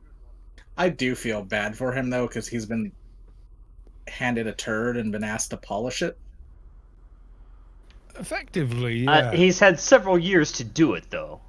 You know why I don't And use he's done nothing. the GUI that has the curved bars? Why? Because they're on the wrong side for me. I have HP on the right and I have nano on the left. It's just how my brain has become accustomed over 20 years, Right. to how it should be. So Are you here yet, Scott? Oh Also, yeah, you can re-invite me. I've been here a long time. Yeah, you're at a different entrance than me. Heard this guy named Joe's a noob. I mean, I'm the biggest Yeah. noob either. Yeah, imagine that. Did you get the invite? Yeah. Okay. Well, Hold on. I just hit /play and the game does itself. I don't know how it does it. Where the hell you been hiding at, you motherfucker? Oh he shit, sorry. hides in my channel. okay, Um, on You stream, do not. You Conway, do not. Conway Critty on stream says, from what I was told, FC can't do anything with AO because everything is just layered on top of old content. It is. It's just copy and pasted. Yeah. So, Well, I but would they defer to do Unks. stuff. I mean, for a game in maintenance mode, we got 2 different dungeons this year. Yeah, okay, No, they're the No, same. we got 2 of the same dungeon again. Right. Yeah, but we got different loot in there and stuff, you know. Because changing No the text is mechanics. hard. Come on. Okay, Eumenides is a pretty tough fight for anybody. yeah, but that's because What AO do you has mean? mechanical limitations. Not when you have What? 4 million HP. Oh shit, did I say that loud? Yeah, exactly. Trey, you Yeah. do not show up on my slash list for me. I'm not, like, visible because I'm a non? Well, I was just. That's what I was asking. Are you slashing on? Yeah. Actually, I my wasn't thing slashing with on. AO has always been, well, you know, it's like a. What server ID are you on? It's an old broken mess of a thing, but you know. We all still like it, so man. I am in Yeah. 3504. Okay, we are in a different one. I Well, was I was seeing incorrect. people I complaining told about you. like minor bugs in Cyberpunk, and I'm like, laughs in Bethesda, because you try playing bog standard Skyrim now without like the unofficial patch, and the game will break before you finish it, or Sky UI, the UI and how to access things from from your inventory is it's awful. So, have you read? Never ever gone back and done anything with it because the game community, the modding community, fixed it for them. And when they released 76, I went, oh god, it's more of the same. But now it's live. The community can't fix it for them. Have you read most of like the dev feedback where they've actually talked about what went wrong with Cyberpunk? The thing is, I haven't had any game-breaking bugs whatsoever since I started playing it on release. So when people are going, oh my god, it's the worst thing since the Whore of Babylon, and I'm like, is it? Seems all right here. Because I'm not going to jump on the media cycle of let's all just hate on this game because hate clicks pay the bills, and they do. Everyone's hating on the game, so make videos about hating the game and what's wrong with the game, because then people watch your content and ad revenue. It is December and it's the big time for ad revenue online. Well, so that's not my issue. Meanwhile, the game's okay. It's like a really good... It's the Deus Ex 3 that we really wanted but didn't get. Or the Deus Ex 4 that we wanted and didn't get. And you know what? Even the Deus Ex 4 ain't that bad a game with a couple of mods. Except that Deus Ex just not very... It's just pretty small. I've played for twice as long in Cyberpunk as I have in in the Deus Ex game, which no one had a massive go at, except to say it was a bit unexpectedly short. Well, Deus Ex was short, but Deus Ex had at least more meaningful choices in your character development. The problem with Cyberpunk isn't that it's a bad game. It's a beautifully crafted world. That's clear for anyone that plays it. The problem is they didn't do balance testing, and it's very clear that about 6 months ago they had a freeze in system development because their board of directors told them to get the damn game out when it wasn't ready. I feel bad for the developers that wanted to put more time into it and get it right. Now they're going to have to do it post-launch. Yeah. It's still a good game, though. Oh, I've had more fun with it than I have with a lot of other releases. Cough, / No Man's Sky did it. Oh, No Man's Sky have did it you perfectly. seen Internet Historian's hour-long video, The Engoodening of No Man's Sky? Yes, excellent video. Yeah, and I think you're going to see the exact... I mean, you'll see the exact same thing with this. There were more actual bugs in Witcher 3 when it released than there are in Cyberpunk. For me. Yes, so Witcher had more bugs. When Witcher 3 released, it was to a tiny audience of die-hard Witcher fans. And it was under very little pressure to be good. And they didn't have to deal with human malware. They were all... Because you know how a work environment works with people working at computers. You can't just nip over to so-and-so's desk and go, can you just have a look at this for a second? I think this is more your remit than mine. And, oh, yeah, no, that's our end. We'll... They couldn't do that because they were all sat at home trying to do it remotely. So that was a massive thing for it. That's a fucking crock of shit. You don't think so? You don't think so? I do think so. I've been working remotely for the last 3 fucking years as a software developer. Xbox and everybody else, and Microsoft and Sony, to get the investment from them and everything else. Are you a software developer? Am I a human being that's worked in the real world? Is the real question. Are you a software developer? Are you someone that spent 30 years working in the real world? No, I have worked as a software developer remotely. Well, don't try and invalidate what I'm saying with a closed question, or I'll just do it back to you. You are throwing out this stupid argument that everybody wants to throw out. Oh, they're working from home. That makes it hard. It doesn't. No. Software development work is easily done remotely. That is not an excuse for putting out a bad product. I'm not saying it's the sole reason. It's the first reason everybody wants to name for anything that goes poorly this year with software development. I will say I'm going to take the half-ground position. I think the biggest issue it caused is a disconnect between the QA team and the software dev team, because the QA seems to be what's lacking.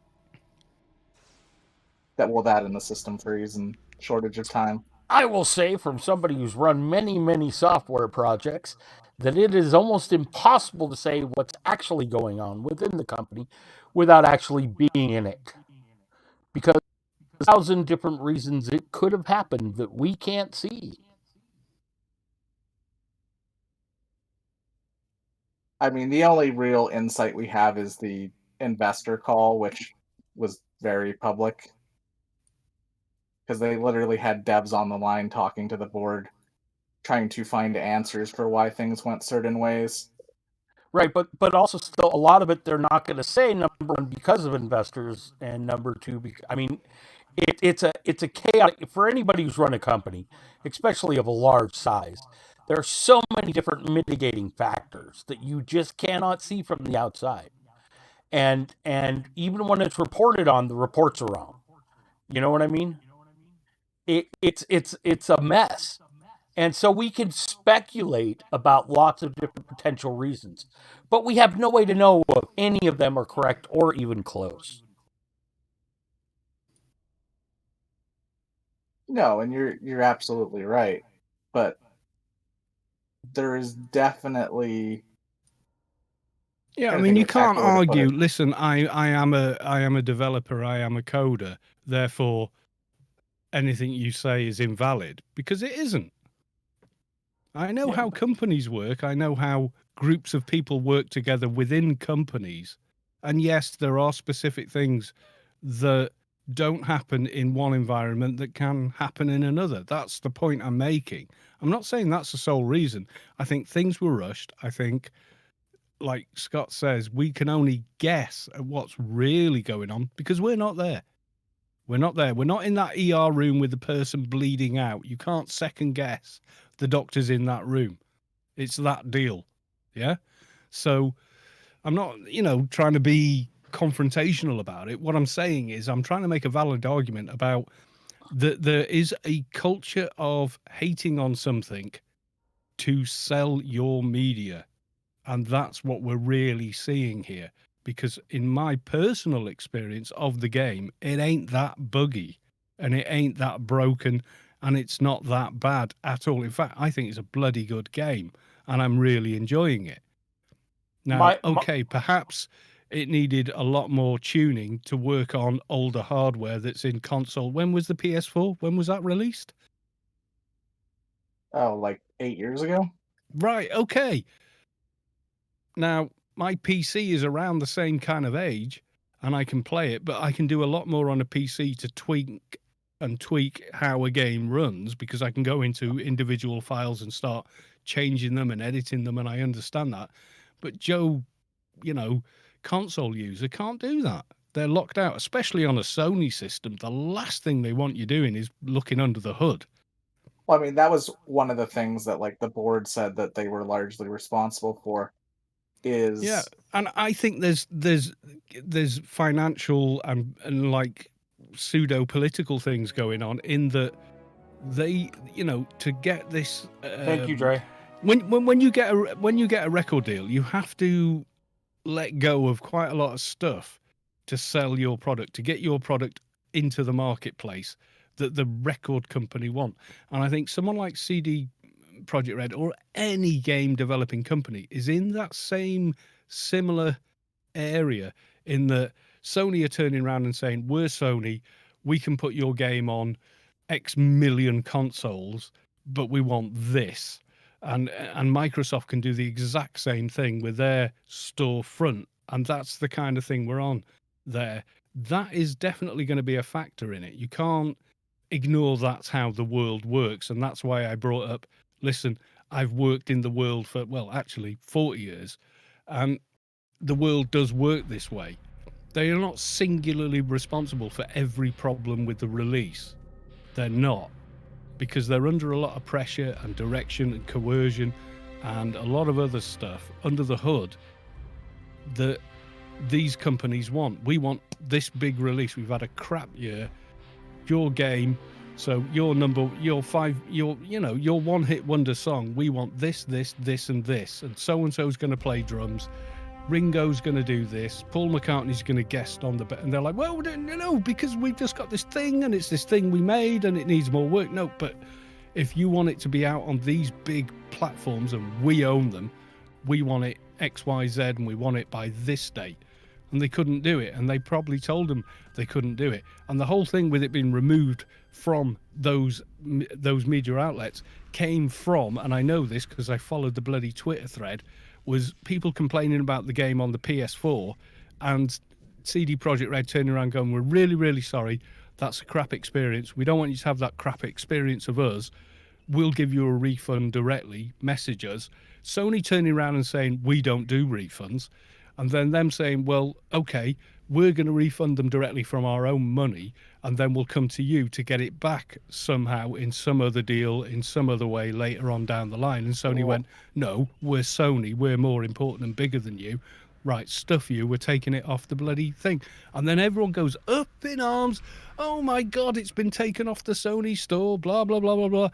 Yeah, well, if you saw how the fight started, it's quite different. They didn't take it off the store because it's crap. They took it off the store because CD Projekt Red immediately offered refunds. And then you've got divvies on Twitter and Reddit and all these other places going, there'll be a class action lawsuit. For what? They offered a refund immediately to anyone that wasn't happy with the game. So they're saying, oh, I'm sorry you didn't like it. Please have a refund. How are you going to class action? There's no standing. There's no case, because they've said, oh, you didn't like it, that's fine, have a refund. Right. And the whole thing's got blown up into this, ooh, CD Projekt bad. You missed one important part of that, though. What's that? Before they offered the refunds, though it was largely happening at the same time, CD Projekt Red's stock lost €1 billion in valuation. That doesn't matter to a liquid asset company. I think it matters to their shareholders quite a bit. Yeah. Considering that the three top people at CD Projekt Red combined before the stock bleed stemmed lost €1.5 billion between the three of them. Yeah, but this is it. It's not like the house burned down. Actually, it kind of is. I mean... No, it's not. But stocks you're going talking down. about unless you were planning to sell a couple them, billion euros? Unless you were planning to sell those shares on a particular day, it's not that big a problem, because they will fix the game. It will go back on both of those storefronts because of its popularity. You can still buy physical copies of the games in everywhere, and it will be back on there, and it will be back in everyone's praises, and the media and all the Reddit and all the rest of it will all be hating on the next thing. See, I would agree with you, Kalos, but those same people also, at the same time this was happening, liquidated like 50 million in stock each. They were worried. Otherwise, they wouldn't have behaved in a short-sighted manner. Well, they're not people that play the stock market, are they? They're people that make video games. No. If we're talking about top-level people in the company, those are not developers. The developers, they don't play that game, so... Well, I mean, this is one of the... They're gonna do things that are less than optimal, is what I'm saying. It's just this whole hate train for it that just annoys me. It's not deserving of the hate train, for sure. But CD Projekt Red has definitely, in the past, done some things that they should be called the mat for. One of them is overworking their employees, causing them to crunch and not giving them bonuses. Here's the thing. Do you think there is an industry in existence owned by any form of shareholders or corporation that does not do that? Yes, there absolutely is. Name Are they common? No. I mean, Gravity Financial is a good example of this. Ask someone in retail how they're treated, how they're worked, what the expectations are for them to just keep their job. And I bet you'll get... They were doing it to people in the 70s working in coal mines. They were doing it to people working on the railroad 100 years ago. They are doing it to people now. Nothing's changed. Well, I mean, just because it's found its way into your cone of vision is nothing. It doesn't make it new, because it's not new. Well, no. So there is the argument to be made, and this was tested in court, I think, about 10 years ago with eBay and PayPal, that there is the fiduciary responsibility of a corporation to maximize profits for a shareholder to the extent of everything. Like, nothing else matters. But there is corporations that are generally founded on principles that don't behave like that. They're less common. I mean, Gravity Financial is a good example of this. They cut all of the pay of their VPs to bump up the salaries of their regular staff. They just did that recently. Yeah, and they're going to be like the 0.01% of all companies operating in the world that have done it. Every other company is for profit, and every other company does exactly the same thing. Treating your employees well and being for profit doesn't have to be mutually exclusive. No, it doesn't, but it usually is. Oh, it usually is. You're absolutely right. Look, but take Apple. Okay. Kids working in sweatshops, that okay? There is no for-profit company in the world that doesn't take civil liberties with people. They do. That's how they operate. Well, actually, I would not say no. Because there are those of us, including me, who run rather large companies that did not. Yes, we are rare, but they are out there. Yeah, I'm not saying it's impossible. What I'm saying is that this whole hate train thing of, oh my God, CD Projekt Red are a corporation for profit. Yes. Am I doing my catacombs? And they probably treat or... and pay their employees. I'm headed that way. You see, okay, I'm sorry. The whole crunch thing is you'll do the extra hours but get paid for them. In retail, you'll do the extra hours and screw getting paid for them. That's what happens in retail. You go and talk to someone that works in a Walmart or any of those big chain stores and talk about what it's really like with it. In fact, better yet, go get a job in one. Well, no, and see if you still think the same way about, that most of those companies who hire people on such low minimum wages also have documentation and evidence that the people who work for them show such low wages still have to get government assistance for food stamps and so on and so forth. Using shitty companies that rape their employees as comparisons to your argument is probably not a good thing. Considering most corporate cunts outside of, the world have not nearly as much regulations as the U.S., and they treat their people as poorly as they possibly can, but they're allowed to. The dollar speaks more than the heartbeat, and more often than not, that's the case. Also, another example of a company that plays their people well is actually Valve. Valve pays like 5 times the industry average. And Valve have made, how many games? In the last 10, 15... since Half-Life, they've made Alex and Portal. Valve are a also sales made a card company. game. Well, yeah, they're That's taking 30% cuts off of other developers. Their developers sell stuff on Steam. That's kind of it. Actually, mostly what their development team is doing now is R&D. Most of it's pushing forward VR. The whole Alex game, awesome as it is Valve trying to answer the question, how do you do a VR game that makes sense? The same way they did with Half-Life back in the 90s. How do we do an FPS with a story? It's an answer to a technical question, and then they sell it as a game. And they're brilliant. They're really brilliant. The independents that did Black Mesa finished Half-Life, the first game, properly. Because if you remember playing Half-Life or whatever, what you'll remember about it is the first act, so to speak, the first half, all the stuff that's happening on Earth, is fleshed out and feels like it's all happening, and you're just kind of like trying to get through it. Whereas when you get to the Zan area or Zen area, whatever it is, it's all a bit rushed and just get to the end of the game as quick as possible. Whereas the Black Mesa team made virtually a whole other game to go on the back of that, which fleshed out the whole game. If you've never played Black Mesa, do it. It's really good what they've done. But they're a tiny, sort of thing. Ask someone that's flipping burgers in McDonald's how they're treated, how much work they have to do extra for nothing. It's wrong to single out a single game company because they're extra featuring, work they're for the nothing. Hot topic of the week. They work extra hours and they get paid overtime for hours over 40 hours. People that are mucking out schlops in the fat trays and everything else in McDonald's are not.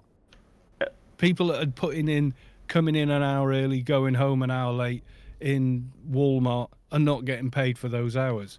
Yeah, all of the middle management are on a salary, and it doesn't matter if they do 30 hours a week or they do 130 hours a week. They get that salary and that's it. But they're under the expectation that stuff has to get done.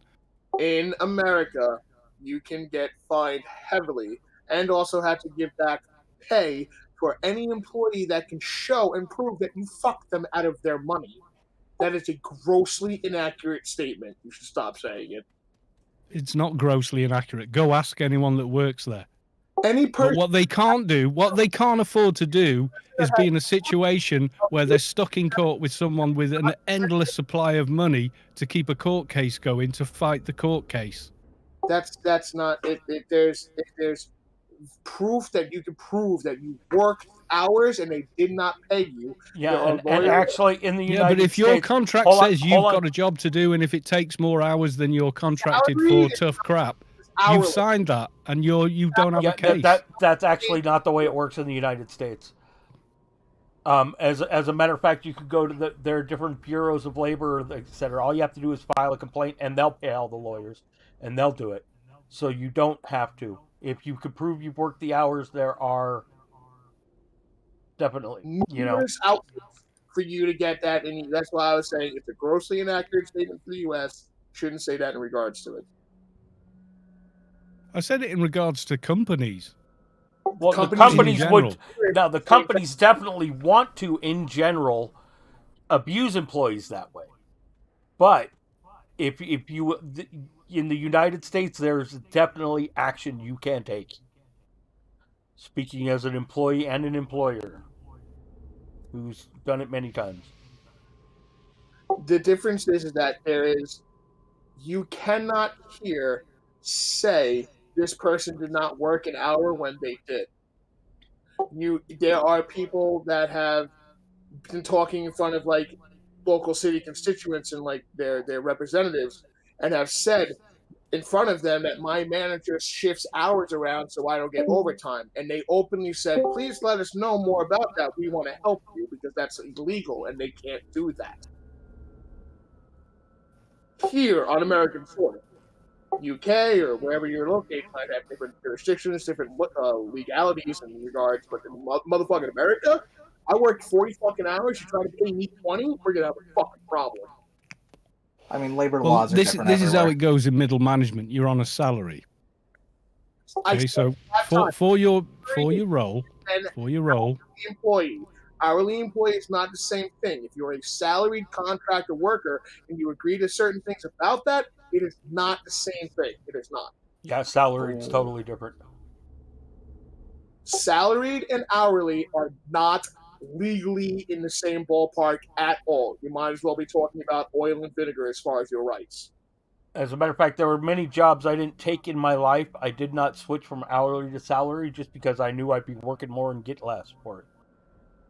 What you're talking about, working a lot longer than you're supposed to and getting less, is salary. Because you're getting a higher rate of pay for being a salaried worker per se, and that's why you're supposed to go above and beyond, because we're going through this contract to say your skills are valuable to us enough to pay you more than the norm and contractually pay you that. But with that, you have to cover asses, and asses of not your own.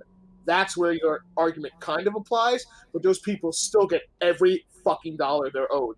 That's by signing a contract to get into that spot. That's not my fault. I don't give a shit in the slightest. Go flip burgers if you don't want to get that. If you want to go and work for a company under a contractual agreement that is salaried, then that's a different story. This has been quite the segue. Right. You probably don't have it in America, but they have a thing in the UK that they let slip in called a 0-hour contract. Yeah, I'm not familiar with that. Okay, so what that is you're salaried, so they can ask you to work up to a maximum. But if they want you to do extra, they don't have to pay you extra for doing the extra. So the way the law works is... Yeah, that's actually just implied in the United States. If you're a salaried worker, that means you get paid this much per, whatever time you work there. If you fill your hours. So here's how the companies work it. Right. In the United States, it doesn't matter how many hours. Is. Yeah. So it's 0 hour. So they're not obliged to give you any extra hours. So here's how they throttle the work out of people in the UK on 0-hour contracts, which are way too common and need to be abolished and like everything else. Okay. So you get a job in for example, selling mobile phone contracts in a store. If you're a good worker and you're productive, in other words, you manage to sell lots of mobile phone contracts, you get more hours. If you get more hours, your salary goes up. Okay? But if you're not that great at sales, but you're doing as much work as the next guy, you just don't happen to be as good a salesman. Hold on 1 second. Xantham, who are you coming to pick it up on? Go ahead. Sorry. Tell us. Right. So they can turn around and say, we need you to come in on for 2 hours, 6 days a week, which is like really unworkable for anyone with a family and any kind of life. Yeah. And they go, well, you'll just get less hours then. And if you leave the job because those conditions are crap, what then happens is you can't claim any sort of fallback plan. You're on your own. There's no, you can't claim any kind of, it's called social security here, but I think you call it food stamps and stuff in the States or whatever. But, a kind of a fallback. So you're kind of like, you're not going to starve, your rent's going to get paid. You can't do that in the UK. If you leave a job voluntarily, unless you've got pockets as deep as a coal mine, you're screwed. Right. Because that's how it is they here will in the just US turn around too. you. And companies do that all over Europe. They do it all over most of the world. Yeah. Maybe they don't do it in America. No. They definitely. Go ahead. If you voluntarily leave a job here, you are not eligible to file for unemployment. Right. Unless the reason... So what they'll do is, we're going to hold you on contract, right? So they go, right, we're going to hold you on contract. All right, don't fucking interrupt me, all right? That's just fucking rude. I know you like the sound of your own voice, but don't fucking do it.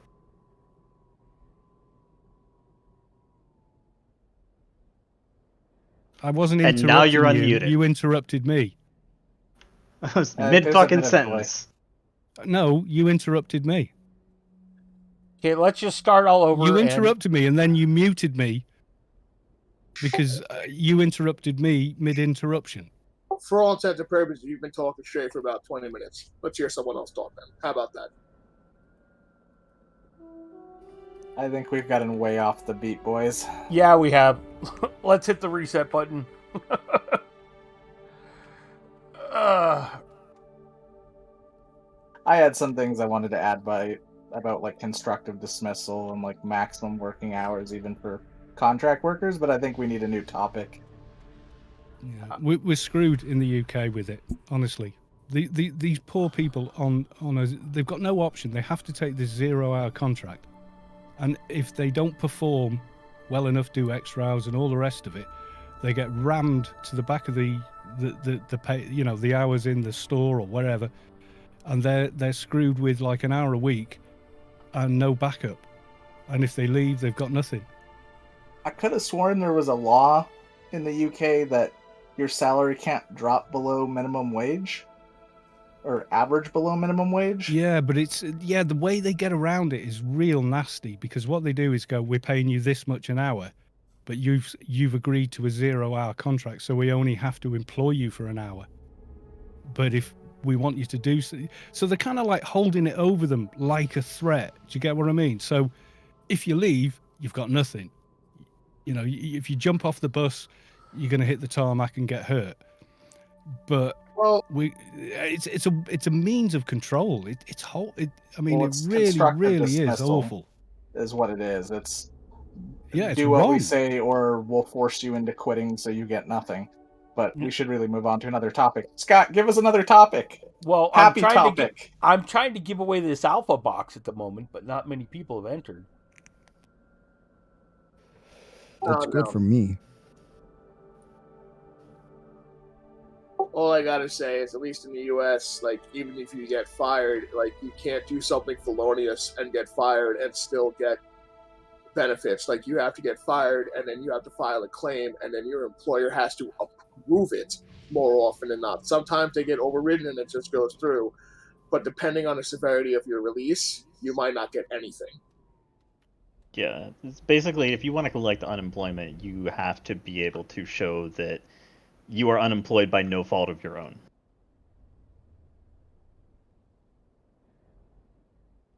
Now, sometimes that can mean you quit one job because you got an offer for another job, but then that job laid you off through no fault of your own. Then you can go back and collect unemployment from the previous employer. But if they offer you your job back, you have to take it, or you're no longer eligible. 100, like, you cannot deny any job offer. That's on them. Yeah. Anybody else interested in this alpha box?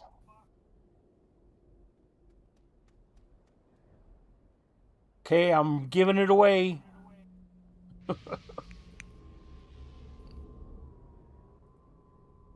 Conway Critty, who are you picking it up on? Who was I doing this thing for again? It looks like Neb left, so I don't know how he intended me to give away these things altogether. Because that's like quite the set. Lava boots, a ring, plus the parts for the Devalos ring. Yeah, I have to get them. Mine are locked again on my other account. So I might just give all this away as one. I think that was the intended motive behind that. Yeah, that's what I'm thinking.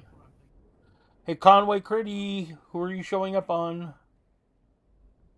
Feathermocker. Cool. You run out of prizes, Scott. I'll give you some more. I think I've got a lot of prizes right now. Well, this is what I got. Then. You must have a pile left over, yeah? I got lots. Yeah. We're not even halfway done with what you've given me, Nano. Sweet.